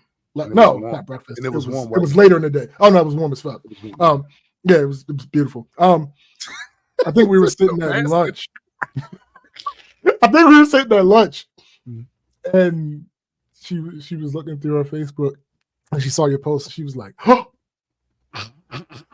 look what Tim just posted, and look what I'm about to post." And I'm like, yo. I'm like, what? And I caught the fucking stray. I can't. Why the fuck I catch the stray? Listen, I can't be but so mad because there have been a couple of times, like the impromptu trip to Orlando that time. Also, when I was in Belize, sitting there eating breakfast, and I had the whole video shit there talking about. I can't be so nigga. You know what I'm saying? Nigga. You do that same exact thing. But anyway, so you did look like you was trying to figure out a way to mind somebody minister. You had your hand right no, listen. We just talked about this at the top of this review. I'm often. But anyway, yeah, so we have this thing with surprises. Oh, the other thing I forgot. The other thing I didn't clear up. The whole thing about us not being okay with the dating situation. Oh yeah. You did not clear that up. Yeah, we're in a relationship now. Like we're officially a couple. That's I know that didn't come across as clear as it. I mean, I figured it out. No, I know you. I knew you got it. I just wanted to make sure, like, we're good, y'all. We're good. Right. So I was like, all right, cool. I had like 3 different places in mind, and I'm looking around, like, all right, what exactly? What do we want to do? What do you want to do? Yeah. Did y'all do any excursions down there? Well, no, because what happened was the reason I ended up picking this place was because it was like around that time that she had made the last payment for the cruise. And she was like, yeah, this cruise, this December's going to be so crazy, blah, blah, this, blah, blah, that. And then we went down the list of everything we knew we had to do. And I was like, oh, this makes my choice so much easier. We're going somewhere where we're going to just chill. Yeah, makes sense. We're not going to be going somewhere where we got to do a bunch of running around. I like that shit, man. Yeah, so I just had a friend of mine, really big in the Baltimore music scene, Shania. She just came back from Belize not too long ago, and she was doing all the things. Absolutely. I told her, man, we did some cave tubing, right? And we went to the pyramids, and that's it. Yeah, 5 days was riding in a goddamn golf cart. Facts. San Pedro and chilling, like right. So I was mad because I knew that's what y'all was doing. Y'all was chilling. Well, listen, nothing but. So I made a decision. We got this thing with surprises, and she's very impatient. So she asked me, like, I told her was, I said, we're going on a trip. Right. I said, I need you off, because the way her time works is weird. I say weird because I only know one way, because I've only worked for one company in my entire life. Hers is probably more normal than mine is. So it's difficult to figure out planning vacations with her, the way that her time accumulates. Right. So she gets Martin Luther King Day off. That's Martin Luther the King. Yeah. I don't actually, funny enough. Well, the way my job does it is we have 2 personal holidays. One of them is Martin Luther King. One of them is a stand-in for Martin Luther King Day, and the other is a stand-in for, I think, Columbus Day. That's the other federal. Jeez. President's Columbus. One of them other fucking days. That's a federal, but we don't get it. We just get 2 days to replace those 2 that we can use whenever. Right. So I'm like, all right, cool. You're going to be off. Always took off on Martin Luther the King's birthday. Yeah. Always. I get it. These were older black people too. Right. Absolutely. So I'm like, all right, so that's the perfect weekend. It's not too far away from your birthday. It's going to be cold as fuck here. I didn't think it was going to snow, but that's we're going to get to that. We're going to get to that. So I'm like, that's the perfect time, because we can leave Saturday. And I always want, I always want my 1 day buffer. Yes, sir. Coming back from vacation and going back to work. So I was like, perfect. We're going to go from Saturday to Tuesday. We're going to come back Tuesday. We're going to have a relaxing day Wednesday, and we're going to go back to work Thursday. So, again, it was a surprise, but in order to schedule everything, I kind of had to tell her at least that we were doing a trip. So I'm like, we going on a trip. Oh, okay, blah, blah, blah, blah. Really? I'm like, okay. So I don't remember exactly what led to this. Right. But we were having a conversation. Oh, because she does this thing when she knows that something is happening, where she like tries to figure out without trying to figure it out. And I'm like, yo, you want me to just tell you where we're going? She was like, because I was going to wait until your birthday to tell you, but I can just tell you now. She was like, well, are we doing anything on my birthday? I said, yes. We are also celebrating your birthday on your birthday. You're just not getting your gift on your birthday. I still got her something. But she was like, all right, tell me. I said, we're going to Mexico. She said, for real? I'm like, yes. And she just kept like for like 5 minutes, like, for real? Yes. Yes. Yes. Like, wow, I would not joke about this particular thing. This is not Especially considering he didn't go to the other place. Right. Yeah. So fast forward to the actual trip. Actually, before I say that part, so as far as vacations, I'm trying to chill now. I know we have a trip with Chrissy's goddaughter. That's going to be in December. Based on how this past December went, I'm hoping that counts as our birthday trip as well. Right. I'm planning on moving in a few months. There are 2 other trips. Yeah. There are 2 other trips this year that are in limbo. There's the cruise that I told you about with my little cousin because she had booked and then couldn't do it, so she got the credit and blah, blah, blah. So there's that's in limbo because that hasn't been decided. And a potential group trip if they ever get their shit together, because again, it ain't gonna be me. Zero idea at this time if either of those will happen this year. Right. I do think Chrissy has a free room for that cruise, and who knows, maybe both will be combined and the group trip will be the cruise. I don't know. There's also the possibility that I'm just letting the tired speak for me. Because think about this run, this monumental run that I've been on. Miami, Atlantic City, Dominican Republic, Atlanta, Jamaica, Myrtle Beach, the cruise, which was my longest trip to date. Then following that up the very next month with Mexico. That's 8 trips within the span of 2 years. And I might not have even said everything. There could be some fatigue speaking. Yeah, it might be. I didn't know that the cruise was your longest trip. It was an 8-day trip. 8-night. Yeah. That's 8-night trip. Yeah. Of course, we're speaking as Americans in Italy. Oh, nigga. Vacation time is nigga. Right. It's ridiculous. So we went to Mexico. I don't know how much actually. Anyway, we left here Saturday, and speaking of which, so again, I told you I only worked like 11 days in December. So when I went to give my slip to my boss for this trip, I walked in and I was like, I promise this is the last one. Yo, you know what's funny about that? Because I didn't think in those terms. You start rattling off all of those vacations, nigga.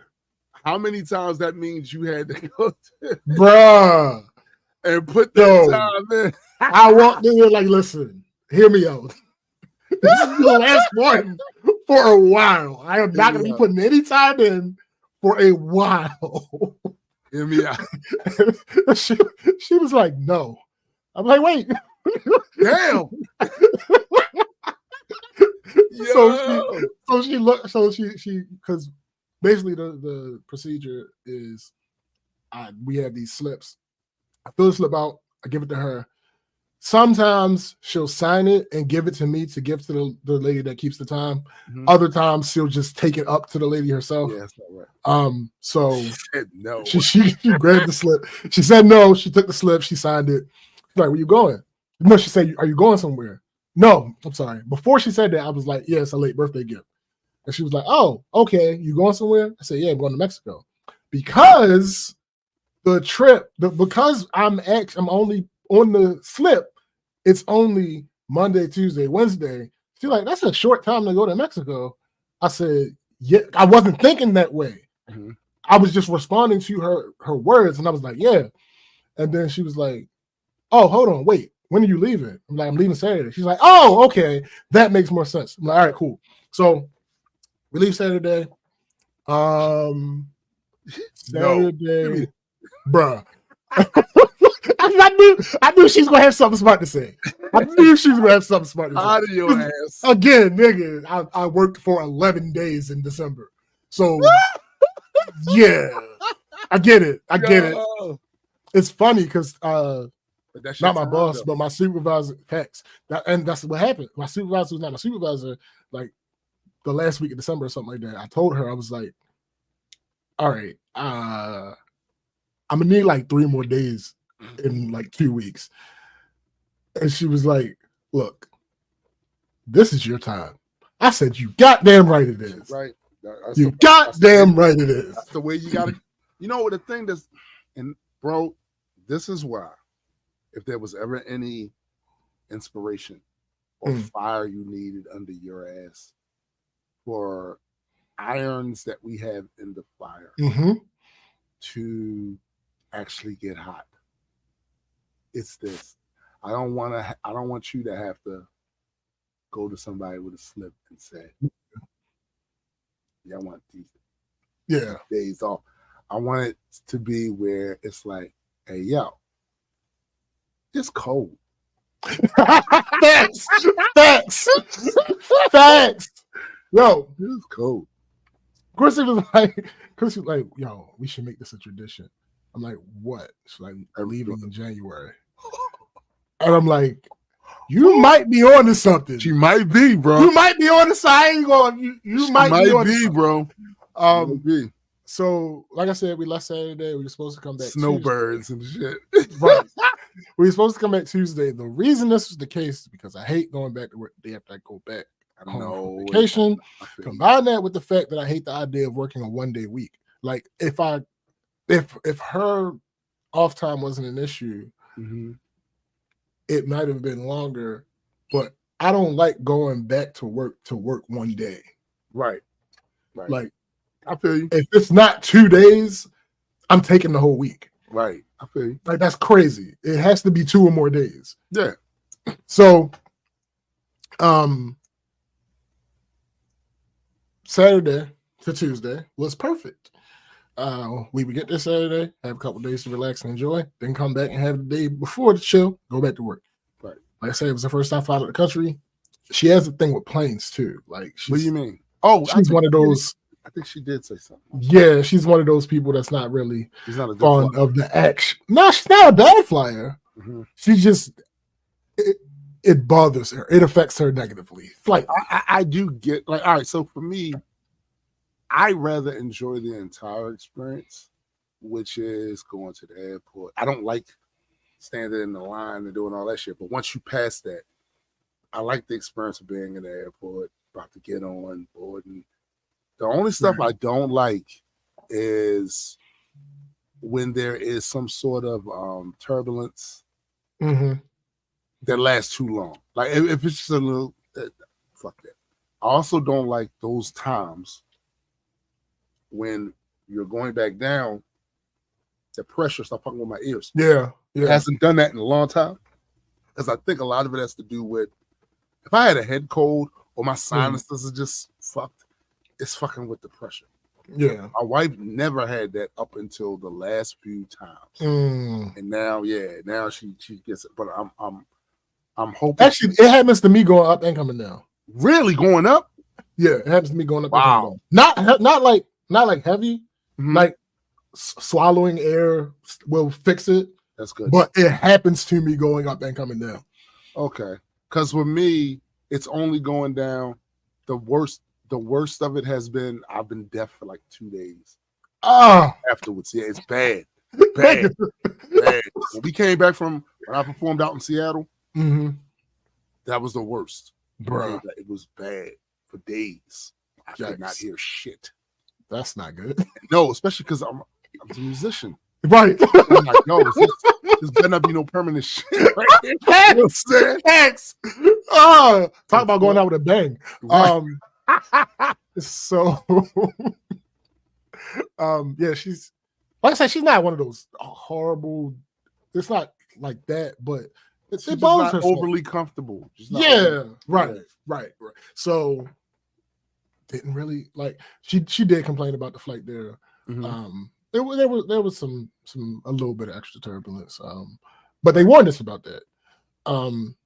So getting there was an ordeal because they had so they're like, all right, when we board, it's going to take a little bit longer for us to board because we have to take a picture of you before you get on for the customs, blah, blah, blah, blah, blah.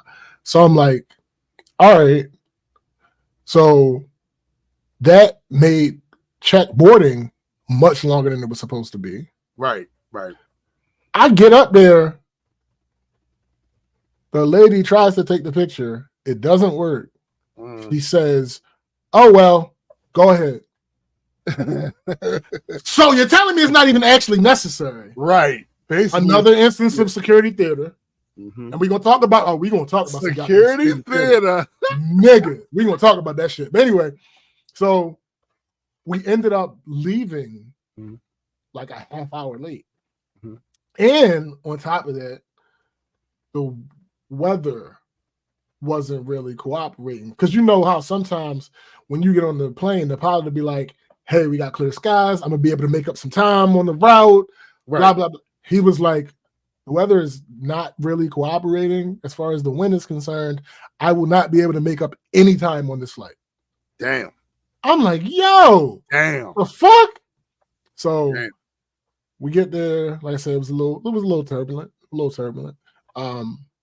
And then we get off the plane. We go through the whole customs thing. Customs, oh my God. Going into another country's customs is fucking annoying. Coming back is much easier. So, in my experience, depends on which country. Oh no, facts. Yeah, everything that I'm saying is going to be relative, right? Because some of them are worse than others. Yes, like for instance, Dominican Republic's absolutely fucking ridiculous. Absolutely fucking ridiculous. Like Mexico's, the problem with Mexico, it doesn't take that long. It's just a bunch of fucking people. Like it's going to be a lot of goddamn people. Yeah. Dominican Republic, Jamaica. No, which was worse? I think Jamaica was the worst one. I can't remember if it was Jamaica or Dominican Republic. One of the two of them. They don't have fucking AC in that part. Oh my goodness. And it was slow as shit. And the area that is huge. So because it's like sometimes it's better to have a bunch of people in a smaller area because mentally it doesn't seem that bad. Right. But when you have a gigantic area and the shit's still full, mentally it's like, yo, I'm gonna be in this line forever. And that's my experience too. When it's a lot of people there, but it's a lot of the times it don't last as long as you think. Like I know Breeze was a breeze, right? Panama, like you just said, they didn't have AC in this area. It's hot as fuck, and it was so many people, but we wasn't in line that long. Right. Wasn't in line that long, but it was. And that's how it was. We, given how many people there were, we weren't in line that long. We weren't. In line. It's just the fact that there are a bunch of fucking. And psychologically, it feels that way. But I will say, coming back. Oh no, that's America was worse. Coming back, was worse. Yeah, I've never had that experience. Every time I've. That's my first time. Well, no. Well, I can't speak for when I was a child I can't speak for that because I don't remember. But every time as an adult coming back, it's been quicker than where I went to. When we came back from Panama, it was ass. When we came back from Belize, it was ass. Damn. Yeah, it was ass. So we got through blah blah blah blah. We got through. Oh, also on the flight, because of when we boarded, we couldn't sit together. So that was probably another issue. Like I probably would have been able. She probably would have felt better if we were sitting together. Yeah, I can imagine. But like I said, she did just fine. So we get there, we get through customs, and I feel bad. I've never done this before, but I did it this time. I forgot to take money. What the fuck? I forgot to take money. I forgot to take cash. Yeah, I forgot to take cash. And what has happened in the past, I'm pretty sure this is my third time in Mexico. Mm-hmm. I'm pretty sure the first time I went to Mexico, when you get through customs, there's a little stand where it's not a little stand, it's a part where you can exchange money. Currency. Right.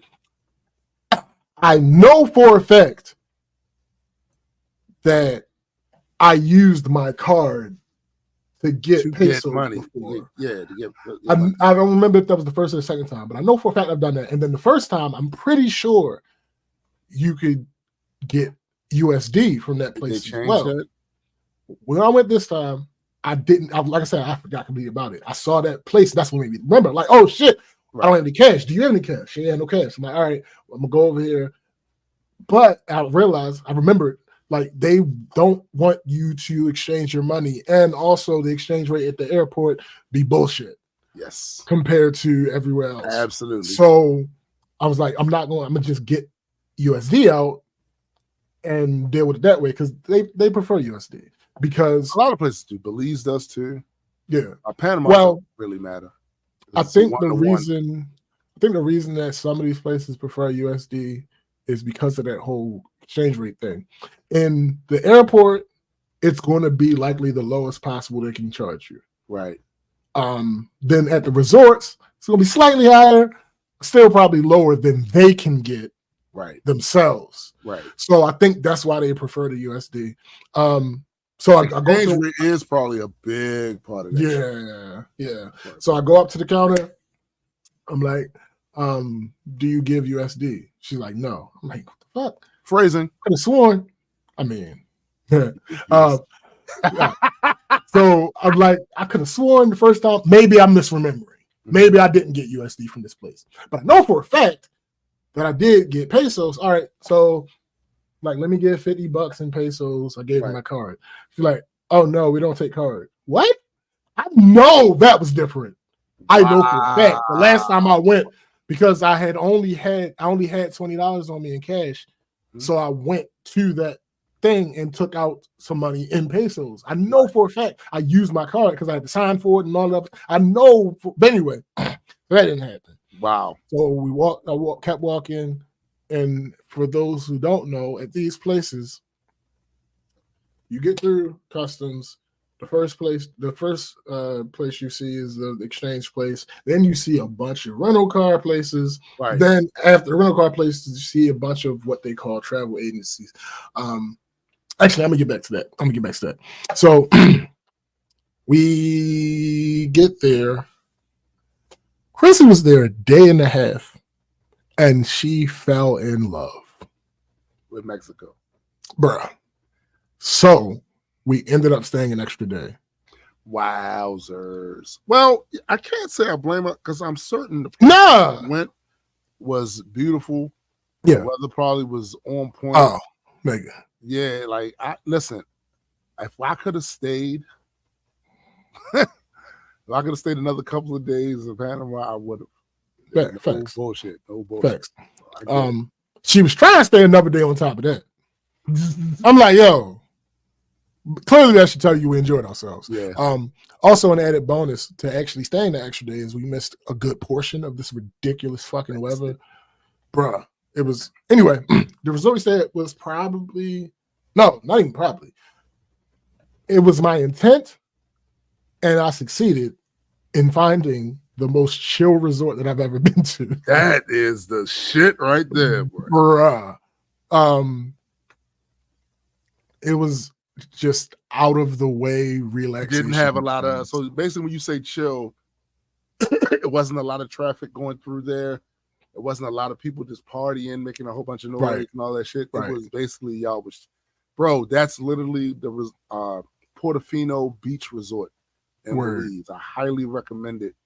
Anybody. They did have a party there, but that's because the owner came and her daughter had a birthday party there. So, but that wasn't really that big of a deal. Actually, they were from the time that I spent down there with them, they were cool people. Yeah. The daughter was very polite, like she had been raised right or whatever. When she came over there, she would talk to the guests. She would come over there and talk to me. Turns out her mom is a photographer. Oh. She wanted to be a photographer. I'm a photographer. So we had that in common. Facts. She wound up getting a T6i for her birthday. She ran, when she came back from the party, she ran over to my bungalow. We were sitting on the porch. And she was like, look what I got. I got a camera. I was like, that's dope. I went in the house. Dope. I said, did you get a SD card? No. I went back in the bungalow. I got one of my extra SD cards. Happy birthday. Like, Thanks. It was cool. It was cool. Amazing. Very chill. Yeah, yo, like generally so far. So my first 2 times out of the country as an adult, I don't remember what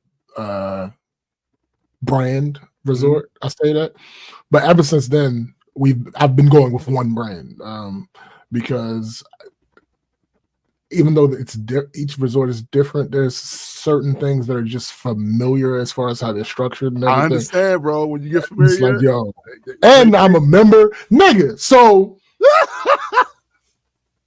the way this joint was set up, because this brand of resort, what they do is they have compounds. It's not a resort. It is a compound that has several resorts on it. And if you, I think it's usually 4, 2 luxury, 2 not luxury. And if you are at either of the luxury ones, you have access to all of the resorts. Let me ask you a question about that. What do you think they do the compound stuff because that's the style they like, or do you think it's because it has the better capability of having better security? I think that's an interesting question, because before you asked me that, I had one answer, but I don't. That answer doesn't make sense now that I think about it. Security could have a lot to do with it, but again, I think what might have more to do with it is just maximizing their appeal. Because all 4, like the last 2, there's in Dominican Republic. Now, so not Jamaica. I don't remember. Actually, Jamaica was slightly different. I think they only had 2 on that compound, but Dominican Republic and this one, I think they had 4 on the compound, and each of them feel different. So each of them feel different. Each of them have different price points. Can you go like explore the entire compound if you stay at one place? Physically, they probably don't want you going to the different pool areas because it's gonna. No, you can.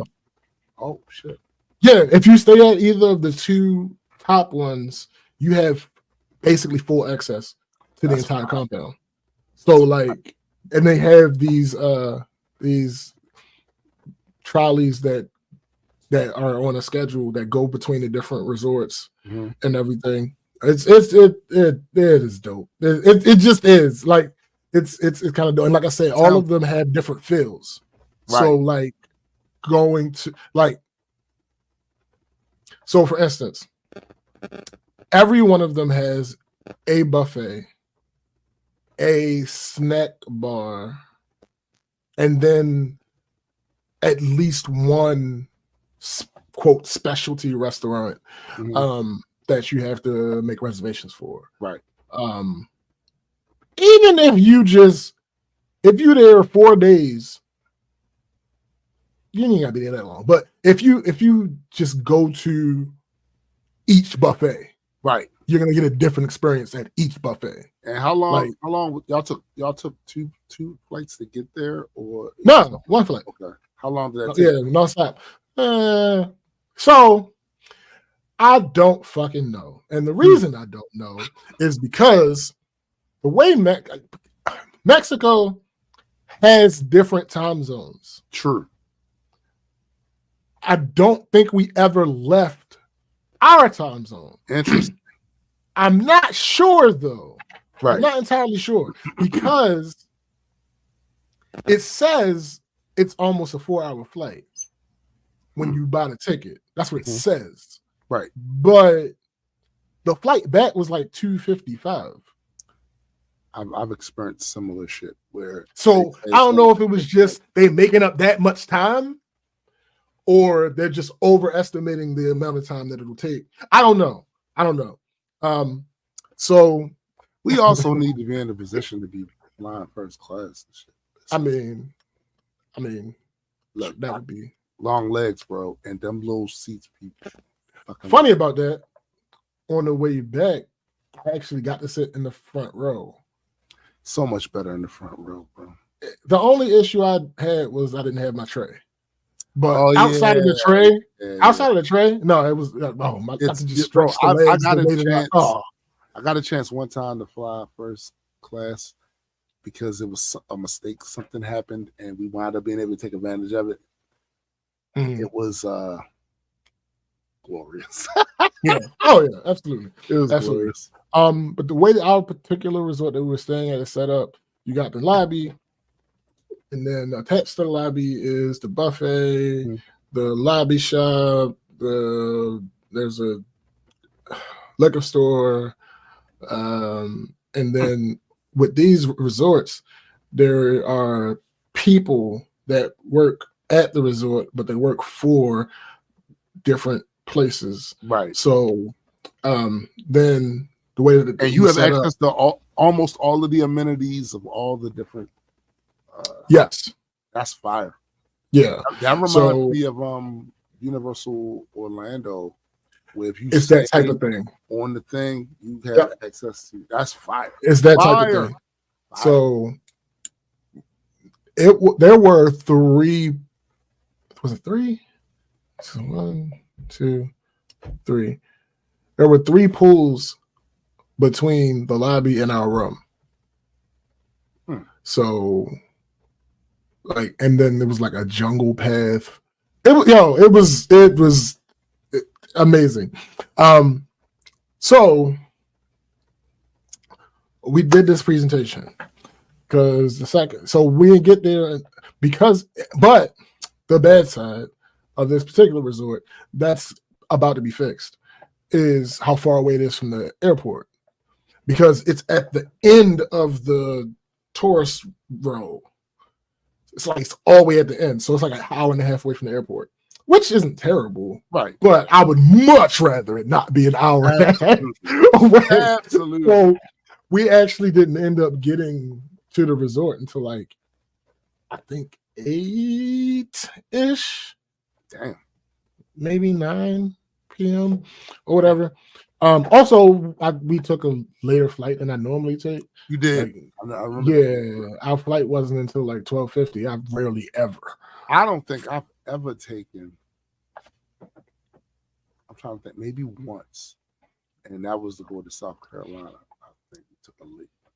But I don't. Other than that, I don't ever think. I think my flight out of here normally 6, 7 something. Shit. Like 9 times out of 10, when I'm leaving my house to fly somewhere, it's dark when I leave my house. Yeah. Yep. Often. Yep. Often. But that didn't happen. We get there, we check in. The bellhop drives us to our room. No elevators. We're on the 3rd joint. Damn steps, cheese. But we also had it was called the penthouse suite. We also had fucking private hot tub on our roof. Oh, that's nice. So yeah, no, I'll take that. I'll take that for the for the steps. So we went the first full day. We walked to the lobby and we run into this dude. One of the dudes that worked there. He like, hey, did you get your you got $80 waiting for you? I'm like, what are you talking about? What do you mean? What do you mean by that? Yeah, why are you giving me $80? What I do? I'm special. What does everybody? You treat everybody this way? So he was like, go ahead, eat your breakfast, and we'll talk later when you come out. He got our room number. I'm like, all right, cool. Ate the breakfast, came back out, talked to him. He's like, all right, it's this presentation. He's like, how did you book this? I'm like, I'm a member of the Avengers. Brand. Shut up. I'm a member of the Brand. So funny enough, I booked this room. I got 32% off for this room because it was Black Friday. When I booked it, it was Black Friday. I'm a member, right? And then there was some other random ass discount that had nothing to do with nothing, but for some reason it added on top of the discount. So I'm telling them how I booked and blah blah blah. He's like, "Oh, you're a member of my the chain is called Bahia Principe," and he was like, "Oh, you're my Bahia member." I said, "Yes." He's like, "Oh, okay, cool. Well, we have this presentation. If you do the presentation, you get the $80. You get another gift. Blah blah blah blah blah." I'm like, "Cool, we'll do that." So we're on the way, and the one thing I appreciate about the way that they were trying to sell this thing to us, right, was they were realistic about this shit. Like whenever we came back with counters, they're like, "No, you're right." It wasn't them trying to finagle, flip away from shine the turd. No, it wasn't none of that. It was like, yeah, you're right, because he was like lipstick on the pig, right? He was like all the euphemisms. He was like, "How much did you pay for this this vacation, excluding airfare?" And I'm like, "The room, because of my discounts, it was like $1,600." Right. And he was like, "What?" I said, "Yes." It was like, he was like, "Oh no, you got a good deal.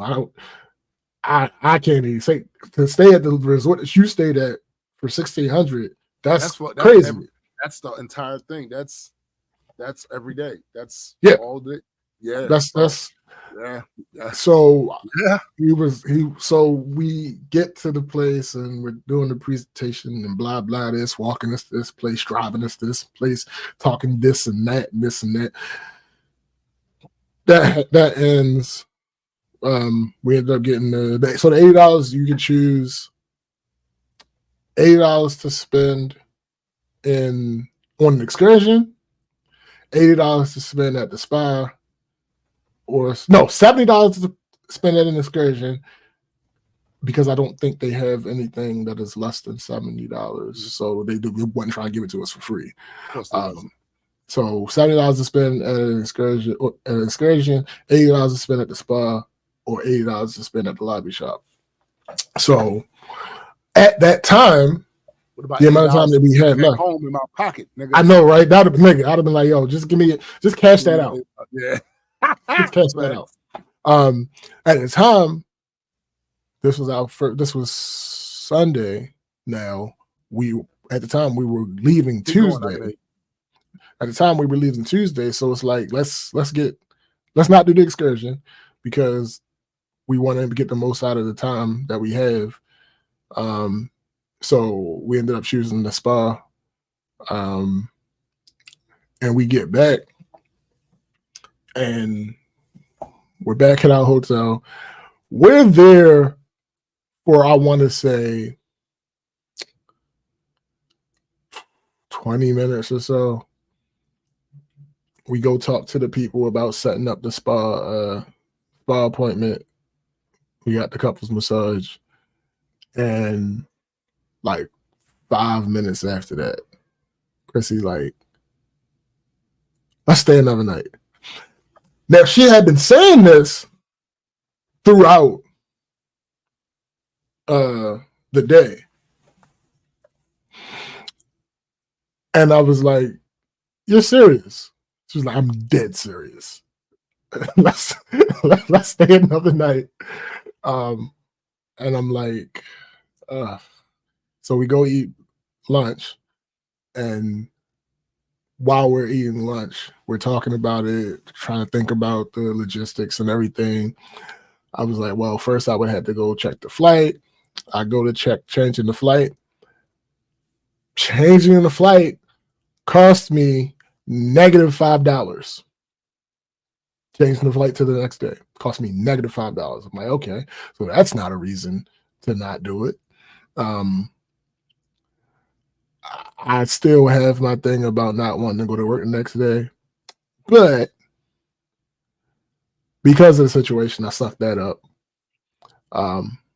Phrasing. And we eventually decided, all right, we're gonna go ahead and stay another day. So this ridiculous individual, effectively, I'm not gonna get into details. And she's not here to defend herself. She will probably, if she remembers the next time she comes on, she'll probably say something. This nigga managed to spend $3,000 in like 3 hours. That is effectively what happened. I'm not going to give any more detail. Did you say $3,000? Effectively, this nigga spent $3,000 in 3 hours. Gee. Effectively. Again, I'm not going to go into any more detail, but yeah, effectively. So yeah, that happened. The last couple that we did, so we did the spa thing the next day. That was my first time actually getting a professional massage. Bro, so like every step of it, I know you don't like people touching you.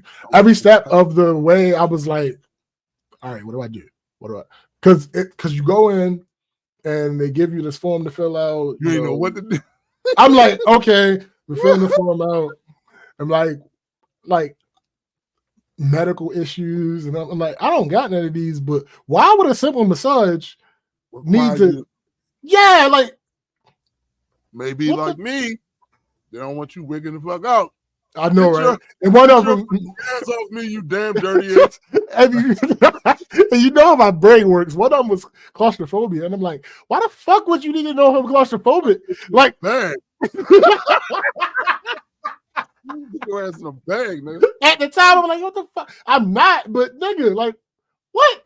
So sensory deprivation. Yes, that is it. That's the reason. Oh, fuck. So no. Well, I'll explain. But so we filled it out, gave it back to the lady. She's like, all right, follow us. They took us to the changing room, gave us locker keys, put our shit in the locker, changed out to the robe, blah, blah, blah, came out. They took us to the room. The sensory deprivation thing is they turn the lights down. Mm-hmm. They have that soft music playing in the background. I'm not mad at this so far. So you start face down. You know how the massage tables have a little part for your head where you put your face down. So I'm not doing that. And that's what I'm saying. So that was the first part of it. You have a towel there. The main purpose of the towel, I believe, is for comfort. The secondary purpose of the towel is for the sensory deprivation shit, so you can't see anything. You could lift your head up at any time, of course, but in the state that you're in, just laying there, you can't see shit. And then even when they turn you over, they still put a towel over your eyes. So I'm guessing that's where the claustrophobia. Nigga, I'm guessing that's where the claustrophobia thing comes in, because I'm not claustrophobic, but I ain't gonna hold you. I'm like, what the fuck is going on? Fuck. Think about it. You like, I don't know what the fuck going on, and it already got you a little spook, right? Right. Now somebody who don't like to be touched, get your motherfucking hands off me. And then on top of that, they putting towel all on your face. No, nigga. No. I get it. I absolutely get it. I understand why certain people wouldn't like it. I enjoyed it. I am sure once if I got past all that other shit, I'm pretty sure, because it's a reason why this is a thing and has been a thing for as long as it is. But it's just hot. I get it. Motherfucking hands. yo, the weird part though, I ain't gonna hold you. Two weird parts. So one, We walk into the room and it's two ladies, obviously, because it's two people, one person for each person. Makes sense. That math works. But neither of them are particularly tall. Now, here's the thing about that. That's not a big issue in general, right? Because people be short, people be tall, people be everything. So, but my problem was I'm laying there face down, face in the towel thingy. In the towel thing. Right. Yeah. And she's standing in front of me. And she's almost under the thing. No, nigga, shut up. So she starts the massage, and I'm like,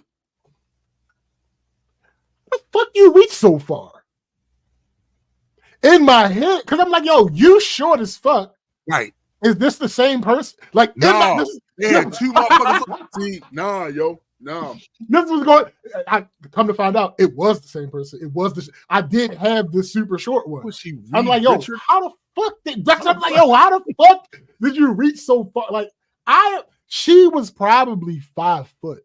Like, but then I thought about it. The massage chairs are not chairs, tables are low. Mm-hmm. So I'm like, okay, that helps. I guess. The other issue I had, because that didn't actually end up being an issue. It was her. It's just in my head. I was like, that wingspan is crazy. Bro, like, yo, what the fuck is going on? So, but the only other issue, the only actual issue, and it still wasn't really a big issue. The thing that because it's an overall experience and a vibe, they whisper, right?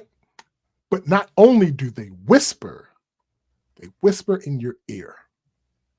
Now, see, this is this is getting to be creepy as a motherfucker. Bro! Not only are you putting your branch grippers on me, booger hooks, but now your banana peelers, but now you in my ear talking about something. Yeah, because you know. It's a great thing. You know, whispering in your ear, no matter what the motherfucker is saying, makes it sound creepy as shit. They can be like, you know, you could get a lot more in your investment if you. That shit sounds creepy. No, but it wasn't. The funny thing about it was, right, I ain't gonna hold you. That thought crossed my mind. What's up, Patriot? What up, Patriot? That thought crossed my mind, like, that would be, like, this is the scenario where that would happen. Like, but it was just weird because she's like, okay, turn over. No, I can't do it. I'm like, I can't do it. I can't do it. No. When she, so when I turn over, again, I've never had a professional massage. So when I turn over, thanks, baby. So I turned over, and in my head, I'm because the way my brain works, I can't wait. I'm thinking of what the next thing is. Yeah, you're so I'm trying like, to be ahead. Yeah. What the fuck? What can she massage on the front of me? My legs. Depends on what massage parts you. Facts. I'm like, all right, my legs and my chest, cool. I didn't think about my arms. Okay, shit, right, my arms. So she does the legs, she does the arms, she does the chest, and then she stops, and I hear her walk away, and I hear her turn water on. So now you about to get waterboarded? I'm like, yo, what the fuck is about to happen, my guy? Like, what the fuck is about to happen? What is about to happen? Turns out that was just her washing her hands because she was finished with the massage. So she came up to me. She came back over to me and she was like, "Thank you." See, I can't do that. And I'm like, yo, what the fuck? Yo, I had my anxiety. There's a fight and fight response that comes from shit. You can't be putting your hands on me and then you all in my ear talking about, I hope you put your shoes over there in the corner because we don't want anybody tripping over them when they come through the door. Nigga, Nothing you say in a whisper is not going to sound creepy to me. I know, right? Right. So there were only two bad parts of this trip. Like things that I legitimately consider bad. Besides the whispering and the sensory deprivation? Sure. Well, I mean, listen, it is what it is. One, having to come back. Yeah, I understand that. Obviously. And two, what happened getting on the plane to come back. So you'll know exactly what I'm talking about when I get to it. So for those who don't know, the best way to get to and from these resorts is what they call a transfer. What a transfer is self-explanatory. Outside of the important detail that these are run by what I guess are technically travel agencies. Mm-hmm. You get off the plane, you go through customs, you get your bag, you walk out the airport. It's a speed. I already told you. You see the shut up. You see the money. You see the rental cars, right. And you get to the area where you got these representatives and taxis and all this other shit. So you get bombarded by them. Yes, dude. There's a person that you tell what resort you're going to, and they will try to sell you things. And then after they sell, they will ask if you have already arranged the transfer. Mm-hmm. If yes, you tell them which company, and they tell you where to go. Mm-hmm. That's so much better than paying for a taxi and having to figure out how much is too much to pay and trusting that you picked a good one. And it's much better than renting a car and having to acclimate to the driving in that particular country and then having to figure out parking and everything. So it's much easier to do the transfer. Much easier to just do the transfer. At some point, once you get to the resort, you have to talk to a representative of the travel agency to schedule your return transfer. Mm-hmm. They recommend that you do this the first full day, for one, to get it out of the way, and for two, they also sell excursions, so they want to get you early so they can try to right. So we ended up adding an extra day, so I didn't go till our second full day because every time I walked by prior to that, the lady had people in front of her. So I finally talked to her when we added that day. I went right over to her because she was about to leave, so there wasn't nobody over there. And I'm like, all right, this is blah blah blah. I need to switch my schedule.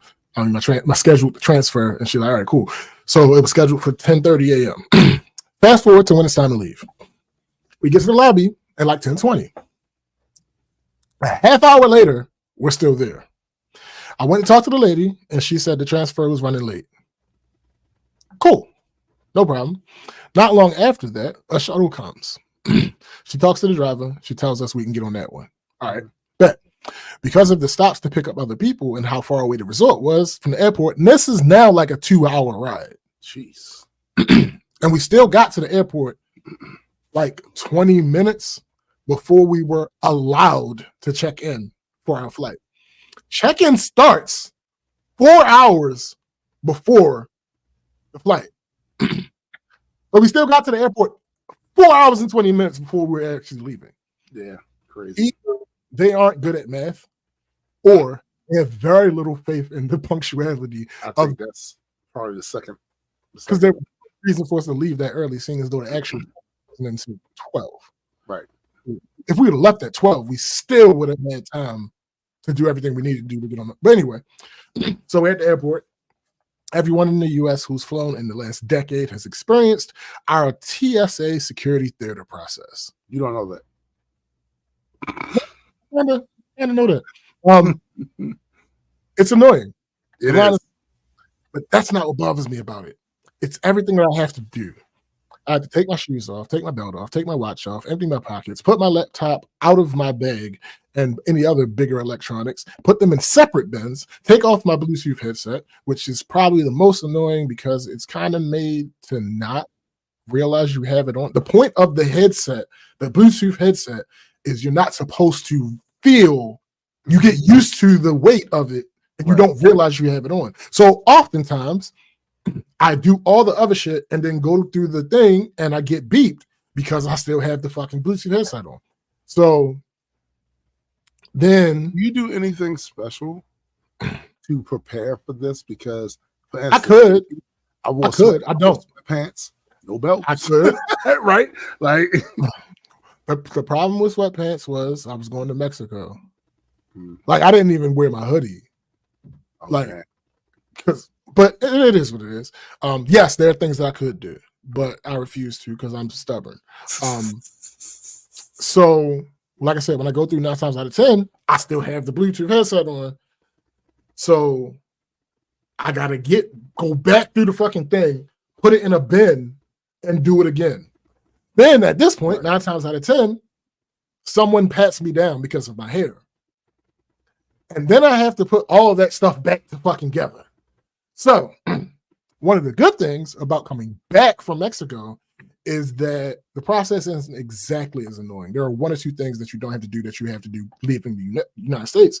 The biggest one being you don't have to take your shoes off. That's great. And depending on the day and the people working, some of the other stuff might be truncated or even eliminated a little bit, like whatever. So we get through the screening. On the way coming back, we get through the screening. We still have like 3.5 hours left. We sit down, chill, eat, head over to our gate. A couple minutes later, plane starts boarding. I ended up being the last person to board. Why is that? Well, when you fly Southwest, your preliminary check-in to secure your boarding position is 24 hours before the flight. For some reason, no idea. We're having some issue. You broke it? No, it just I'm looking up at the screen and it blacked out for a second, and then when I looked, it had the little connectivity shit right there. It'll probably be fine. It'll probably be fine. So for some reason, neither me or Chrissy got a notification from our Southwest app to check in. So this process, bruh. So Chrissy remembered sometime around 10 p.m. The process that started at 5 p.m. So needless to say, we were among the last to do it. Yes, you were. When we lined up to get on the plane, there were still people behind us when we got lined up to get on the plane. The reason I ended up boarding last is because I was pulled for a random inspection.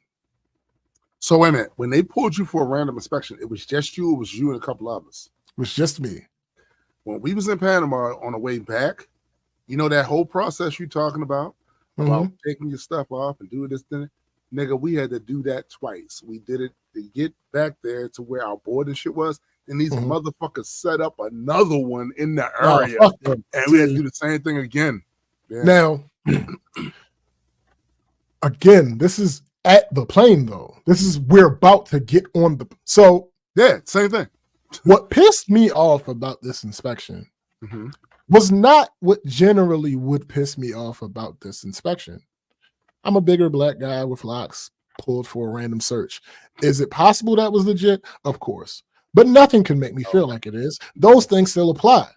But they aren't what pissed me off. I'm a black person from the United States. I'm used to this kind of shit. Whether perceived or actual, I'm used to this kind of shit. Right. The inconvenience itself almost pissed me off. But what really did it was how simultaneously, blessedly unthorough and overwhelmingly unnecessary it was. I had to do everything that our TSA makes you do, which if that was necessary, why isn't the full thing mandatory for everyone? That's right. Also, aside from taking my shoes off, everything else I had done already. Right. What could any one person do in this terminal that nobody else could do that would require another full search? What's crazy too is it's nothing in that airport you can purchase. Bruh. It's going to be a threat to anybody. Bruh. So on top of that, though, that's the overwhelming unnecessariness of it. But on top of that, the flaccidly unthorough search, they were too fucking lazy to actually check my bag. Yeah, so they inconvenienced you and for no reason. Do a thorough. Yeah, the bag is a laptop bag. It has like 8 different compartments, main compartments, and then some compartments inside of some of those compartments. Right. The guy looked in 4 of them. The fuck, bro? So yeah, I ended up being the last person to board the flight. That fucking sucks. But that actually is the reason I was able to get that front seat. It's because it was a couple in the row of 3 and nobody else sat there. So You said it. The flight attendant was like, hey, friend, this aisle seat in the front open. I'm like, oh, well, don't mind if I do. And where was Chrissy? Chrissy, I'm not gonna talk about her why she's not here, so she can't defend herself. But because I was about to say you about to be ass. Yeah, but I'm not. Nah, she's not here to defend herself right now. No, she was. So it was like 3 people between the 2 of us by the time I finished with my search, and basically, like 5 or 6 rows back, there was an empty seat. So I told her to sit in that one, and I went to the one in the front. Damn. So, and then we land, and there's snow. There is snow all over the fucking. Why is there snow? But it didn't snow. It did snow. In the reality that is my experience. Yo, you are so ass. In the reality that is my experience, it never snowed. It was never a snow event. But then there was snow on the ground. I don't like that shit. They need to fix it. But you got a blowtorch or a flamethrower. So listen, ass.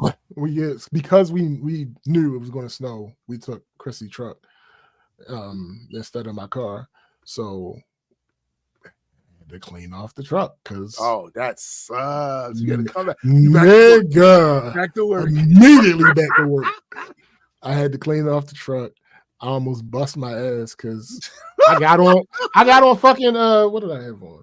I got on fucking polo tennis, like, and it's mad snow, and it's just the snow was fine because I'm aware with snow you just gotta crunch it. You crunch the snow, you're likely not gonna fall. That's true. The ice, no amount of crunching. If you manage to crunch that, you might get an indent and be able to not fall. But other than that, your ass is grass with the post, man. Bro, black ice, nigga. Yo, black ice is ass, yo. Yo, remember the dumbass that I got into it with that told me black ice didn't exist on Facebook? Yo, like right now, it's like every version of me across the multiverse got a migraine even thinking about this. Nigga. All right, so with these last few minutes, I want to talk about some stuff that before you do that, let me answer Verm's question. The vacation, well, for me, it wasn't kind of a vacation, but it was life-changing. And I'm gonna do it again. No, facts. So just several other observations that I just wasn't able to fit into that last episode. TikTok, you're drunk. So I was on TikTok. Now this was so long ago. I don't remember exactly what I was doing, but it was something TikTok related on TikTok. Like it wasn't like an external link. No. Listen, what I'm saying is it wasn't an external link because when you're in some of these apps and you click on an external link, they do an in-app browser type thing. It was not an external link. It was not an external link. I probably can't see it. No, you can't see it. Give it a chance. No, it's not. Oh, wait.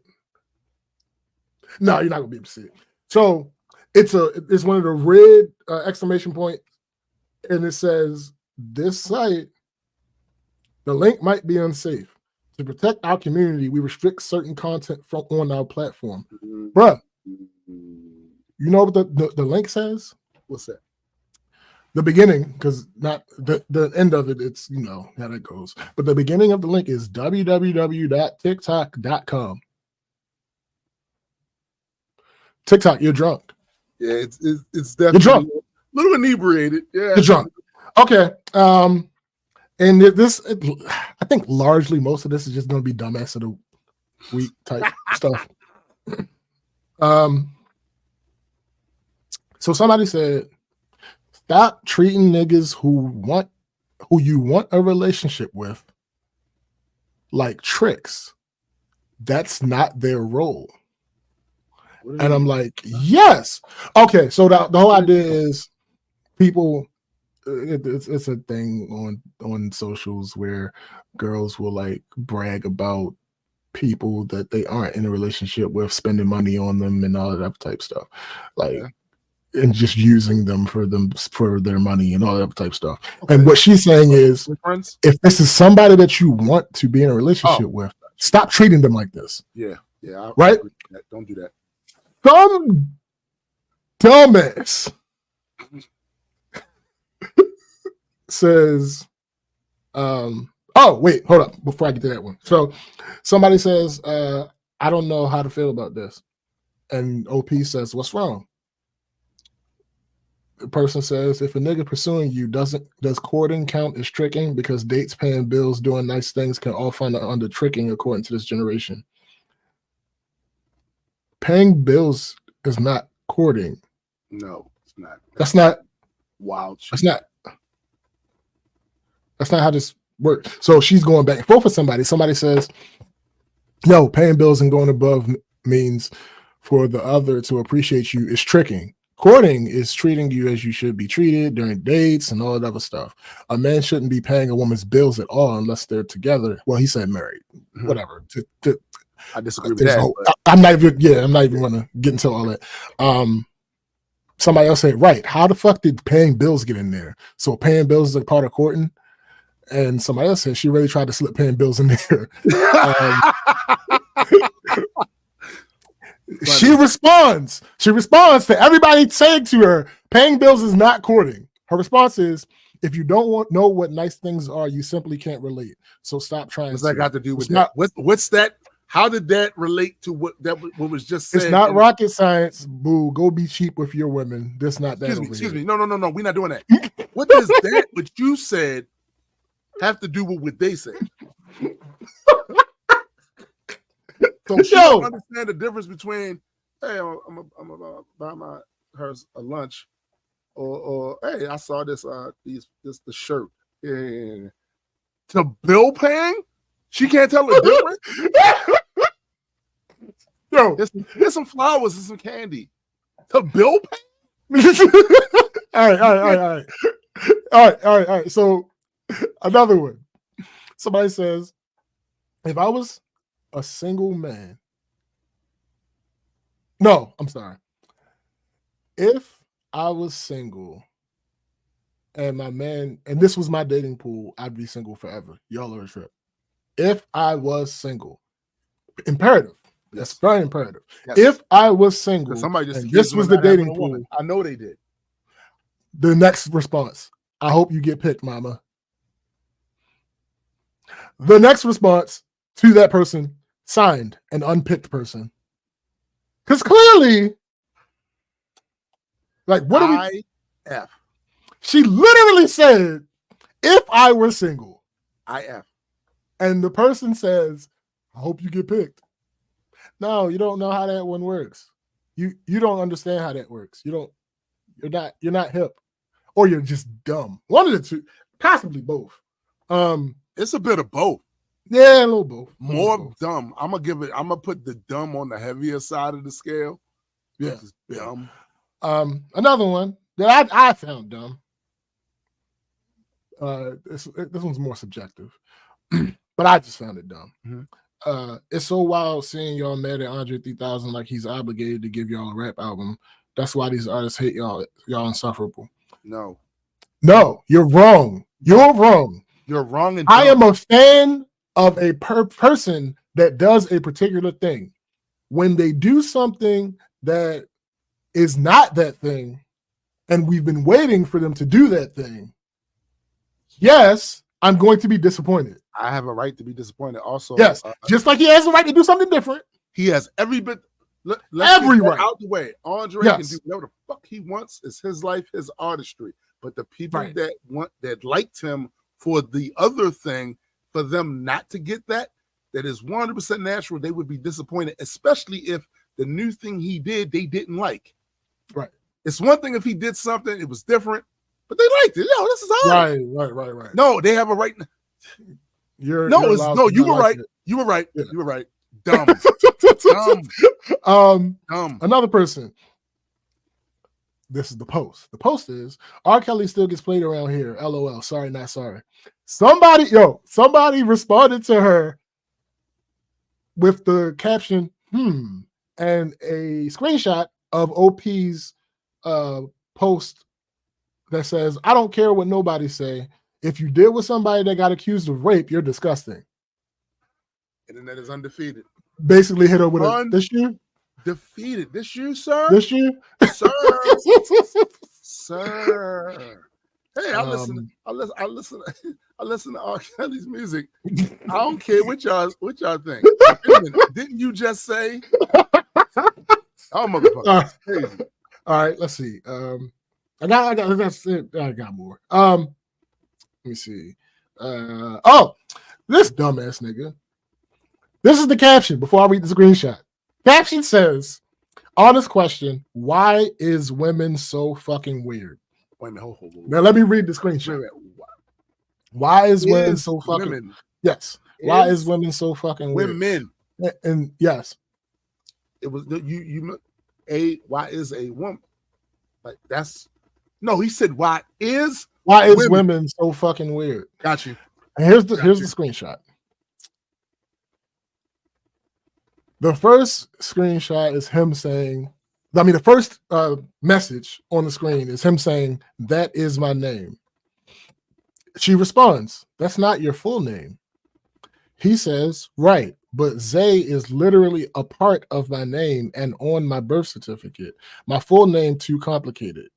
She says, okay, so tell me your full name. He says, damn, am I being arrested? What's yours? She said, that's the first thing you should know when getting to know somebody. Why would I tell you my name if you can't tell me yours? He said, I did tell you my name, just not the full version. Family, friends, and everybody who know me calls me Zay. Zay is me. I am Zay. She says, I understand what you're saying, but never mind. It's okay, Zay. I wish you well. He says, what did I do? Dating is so hard nowadays, bro. What the fuck? See, this is why y'all pissed me off earlier when we were talking about that one particular case, because y'all do these guys that did what he just did right there are the same guys that are running around this motherfucker talking about all women be making it up. Y'all gave that nigga a data point. This is why. You see how stupid this motherfucker sounds? Yo, it was one of the dumbest things I've ever seen, I believe, to be honest with you. Yo, you don't understand why she's asking you for your actual name, not your nickname, not your name shortened, not your government name, not your whole government, right? Just your first fucking name. That you're not giving her, you're giving her a syllable in your first name. You goofy. All right. Another one. This one Beth with the fuck. Not Beth. I'll just read it. OP says, while my page is a safe place for LGBTQ plus members, I am straight. I ask that y'all please chill out with the sexual comments if you aren't a woman. Let's pause right there. Reasonable request, right? Is anybody doing it though? Yes. Oh no, absolutely. This is it. He has 670,000 impressions, 1,000 likes, 520. Yeah, no, he. This person is at least low internet famous. Okay. So while my page is a safe place for LGBTQ plus members, I am straight. I ask that y'all please chill out with the sexual comments if you aren't a woman. That's fair. Look at this. Look at this fucking response. You have every right to set boundaries to things that make you uncomfortable. 100%, no challenge. Your tweet confirms you being okay with being sexualized on the internet by women and that you're 100% straight. Gay men really shouldn't go crazy with the horny comments, but that has no influence whatsoever on your sexuality, so why be bothered? Wait, hold up. That has no influence whatsoever on your sexuality, so why be bothered? You think women will stop if and when you get in a relationship?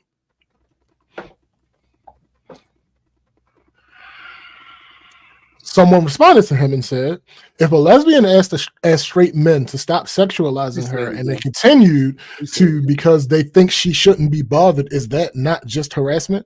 Right. That dude says, harassment aside, why be okay with being sexualized by anybody if you can't handle their energy, especially if that's not what your page is originally about?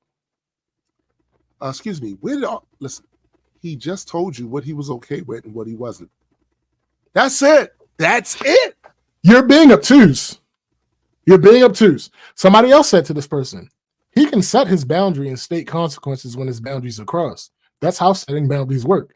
It's not about controlling other people and their behaviors. His response was, I understand in the concept of boundaries and agree that no disrespect should be tolerated, but how can you be okay with horniness on your timeline and not expect it across the board? That's not how the internet works. No! Do the women... What? Wait, do the women being outlandish in his DMs, comments, and quotes get PSAs? Why would they? No, you dumbass. Oh, she says, you're still missing the point. He's not asking for instructions on how the internet works. He's asking to be respected on his page more specifically. He's asking men to stop sexually harassing him. That's it. Dude's response, I'm pretty sure no one, man or woman, should be sexually harassing him. Yeah. Bro,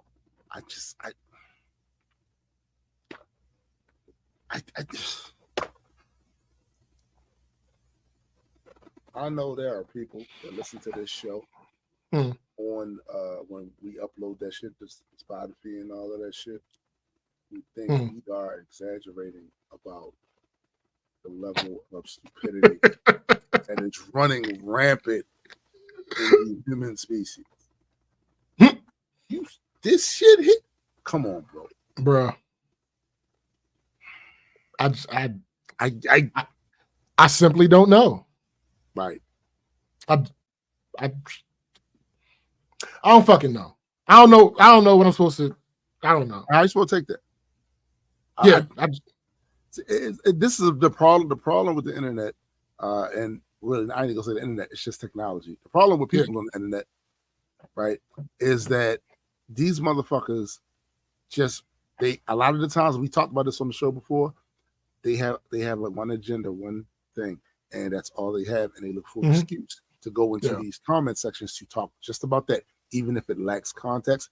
Even if it shows they're really not paying attention to the actual conversations there, they don't care. They just want to be seen. They just want to be heard. Some of you motherfuckers don't deserve to be seen. You should definitely not be heard. You should really be in a house some goddamn where picking up books. There's a book that you should definitely get called Asking the Right Questions. Go do that. Go read that. Go study that shit. Find a PDF of that shit. Go do that. Right. Build your shit up. What you shouldn't be is so anxious to be out here in these internet streets being seen by everybody. Fuck out of here. Yo. He literally said, that one took me out. I ain't gonna hold you. That one took me out because I'm like, so there was this episode of Catfish. And the dude was, what's up, DJ?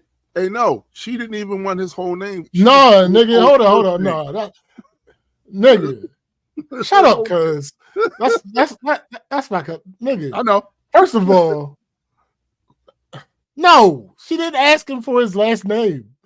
She just wanted his first name. That's it. But anyway, this episode of Catfish, the dude that contacted Catfish was like, it's this person, blah blah blah blah blah blah. That part's not important. Fast forward to the reveal. Turns out that the dude was being catfished by a dude. And what the dude that was doing the catfishing's plan was... What was the plan? He said, I thought you were gay. And the dude's like, why would you think I was gay? So apparently the dude that got catfished was... I don't know if he had OnlyFans or he was just like an IG model. Mm-hmm. He has some of the members of his audience are gay men, but he doesn't respond to them. Like he doesn't egg any of them on. He maintains. They call it gay bait. Right. He doesn't gay bait. Well, that's the thing. The person that was doing the catfishing argued that because he didn't say anything, because he didn't tell them that he's not gay, that he was gay baiting and he was profiting off of the community, but while not being a part of the community. So he figured he must be gay. No, he was just. I think he was just taking money. I think he was just taking pictures and videos and putting them online. And let whoever. And the people that found him is why would you turn away that money? I get it. Like I understand if you're that confident in your sexuality and you're going to do something like that, the point of doing that is for the money. And if people are paying you the money, then you don't necessarily care who the fuck is spending the money because it's not especially like when you're not with you. Right. You're not going back and forth with these people. Right. But anyway. This nigga literally said, the back to the Twitter nigga, yo said, all right, I understand that you don't like this thing, but these people that are separate from the argument that you're making are doing this thing to you as well. So if anybody is doing it to you, you should let everybody do it to you. Like, what the fuck are we talking about? What the fuck are we talking about here? Really? Like that's really, you're being an idiot on purpose. You're being an idiot on purpose. You can't possibly. Now, the only thing I will give him credit, not even credit, the only thing I will agree with him on and won't fight back with is he said, if I was being harassed, then I would just ignore it. Cool. That's how you would handle it. That's not how he's. Everybody don't got to handle it the same way you're handling it. Nope. This man ain't bash nobody. He ain't assault nobody. Right. Or none of that. He said nobody. Respectfully. Mm-hmm. I fuck with the gay people. I fuck with the trans people, lesbian, bi, all that. Right. I fuck with y'all. However, I'm not sexually attracted to guys. Guys, can you chill out with the sexual stuff? Right. That simple. It's simple. It reminds me of the battle rapper C3. Mm-hmm. What? But she battled Charlie Clips recently. Clips, yep. Mm-hmm. Clips actually mentioned something in his round that kind of alluded to, because the way she responded alluded to the fact that that's not some shit she likes. Right. Was when he said, dudes be talking about your ass fat. Right. He's like, right? Like, could they stop that shit, please? Right. Why is she saying that? Because she's not attracted to men. She's not attracted to men. That is harassment. Saying to her, right? Yes. It's harassment. Yes. So if you can understand it from her point of view, right? Why can't you understand? Well, but he can't. Because one of the people that responded to him said, "What about a lesbian and a man?" Well, harassment is one thing, but wait, what do you mean? But you still don't get it. What do you mean by that? Yo, that's funny. I saw something recently when somebody it was a TikTok, I think, and they were like, if you have if you have a lack of understanding of something, a simple concept, and someone explains to you that concept and why it works the way it does, right? And your response is, I understand, but you're lying. You're lying. You don't understand. You don't actually understand. And the funny thing about this scenario is, like, I applaud him, OP, the one that made the statement. Yeah. I applaud him because, then again, I don't know him personally. Personally, that's not how I would handle this situation. Me either. I've had to handle this situation, and that person doesn't speak to me anymore. I've been fortunate because, like, there's a large contingency of my music fan base, as a matter of fact, that are part of that community, and I've never had anybody say nothing crazy to me. It's always been respectful, laugh, joke, all of that shit. It's never been that.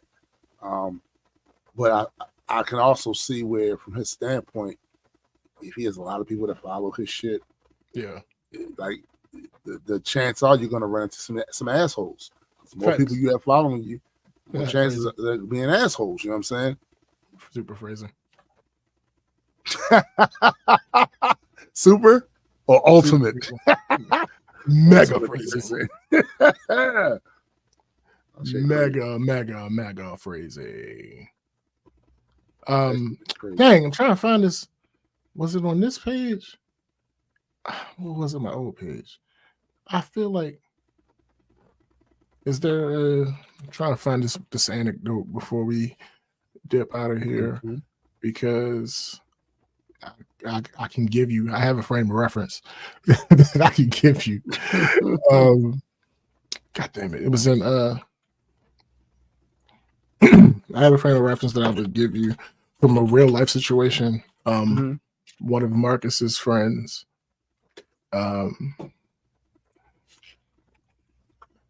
And I had to come on, bro. And I had to had said a thing or two to a thing or two that had been said to me.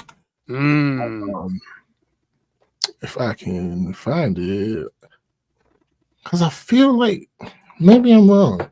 I feel like it was the old. It might have been the old account, but I looked there first. Oh damn! But you know, it's one of them things where people just they don't realize that assholes come in all stripes, shades, colors, sexual orientation, all of that shit. Yep, all that. Like, so a motherfucker doesn't matter. Like that's why I always found it just weird to me, the visceral response from some people when all right, they happen to be in a situation where somebody comes on to them that's of a sexual orientation that they don't share. All you have to do is just say, hey, yo, that ain't me. That's it. Yo, some of the responses from some of these guys, I think you're doing a lot. Like, you, nigga, what you talking to? Like, yo, all you gotta do is say, nah, that's it. If they continue to harass you after that, that's something different. But if they say something in the beginning and you just set them straight real quick, polite, oh, no, that ain't me, homie. Barking up the wrong tree. Right. That's it. Like, all that other extra shit, motherfuckers wanting to fight. And all of a sudden, like, yo, what the fuck? No, it gets extreme, my guy. It really does, man. It gets absolutely extreme. Like what are we talking about here? Let me see.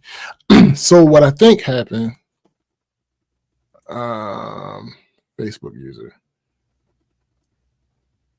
Oh God. That's all. Oh God. I just came across this message from somebody. I don't remember the name. Oh, that piece of shit.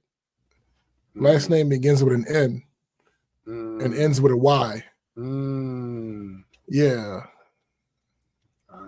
That conversation that I had with them before they committed Facebook Harikari. Right. So what I think happened is, I'm pretty sure, it wasn't that far back, was it?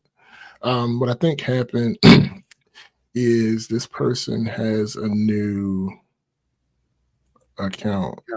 Yeah. I think that's what happened. I'm trying to, yo, every now and then, I go into my old Facebook profile to look for something, and I realize that I have you blocked. I remember that. I remember that whole incident was funny as shit. Like, yo, every now and then, and I have a good laugh. Matter of fact, it's like 2 or 3 days past the anniversary of me blocking y'all. you and Fab. Because, yo, that shit was funny as a motherfucker. Fab's post, Fab's post popped up on our memories where he was fussing at me for blocking you.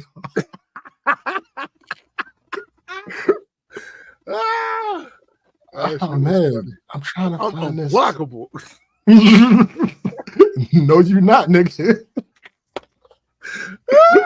That's hilarious, yo. And it's crazy anytime I have to go into one of those message threads because it's like this group contains a person that you have blocked on Facebook. Look, a nigga you talk to every day. Every single fucking day. Day. No, you blocked this in nigga. America, on vacation.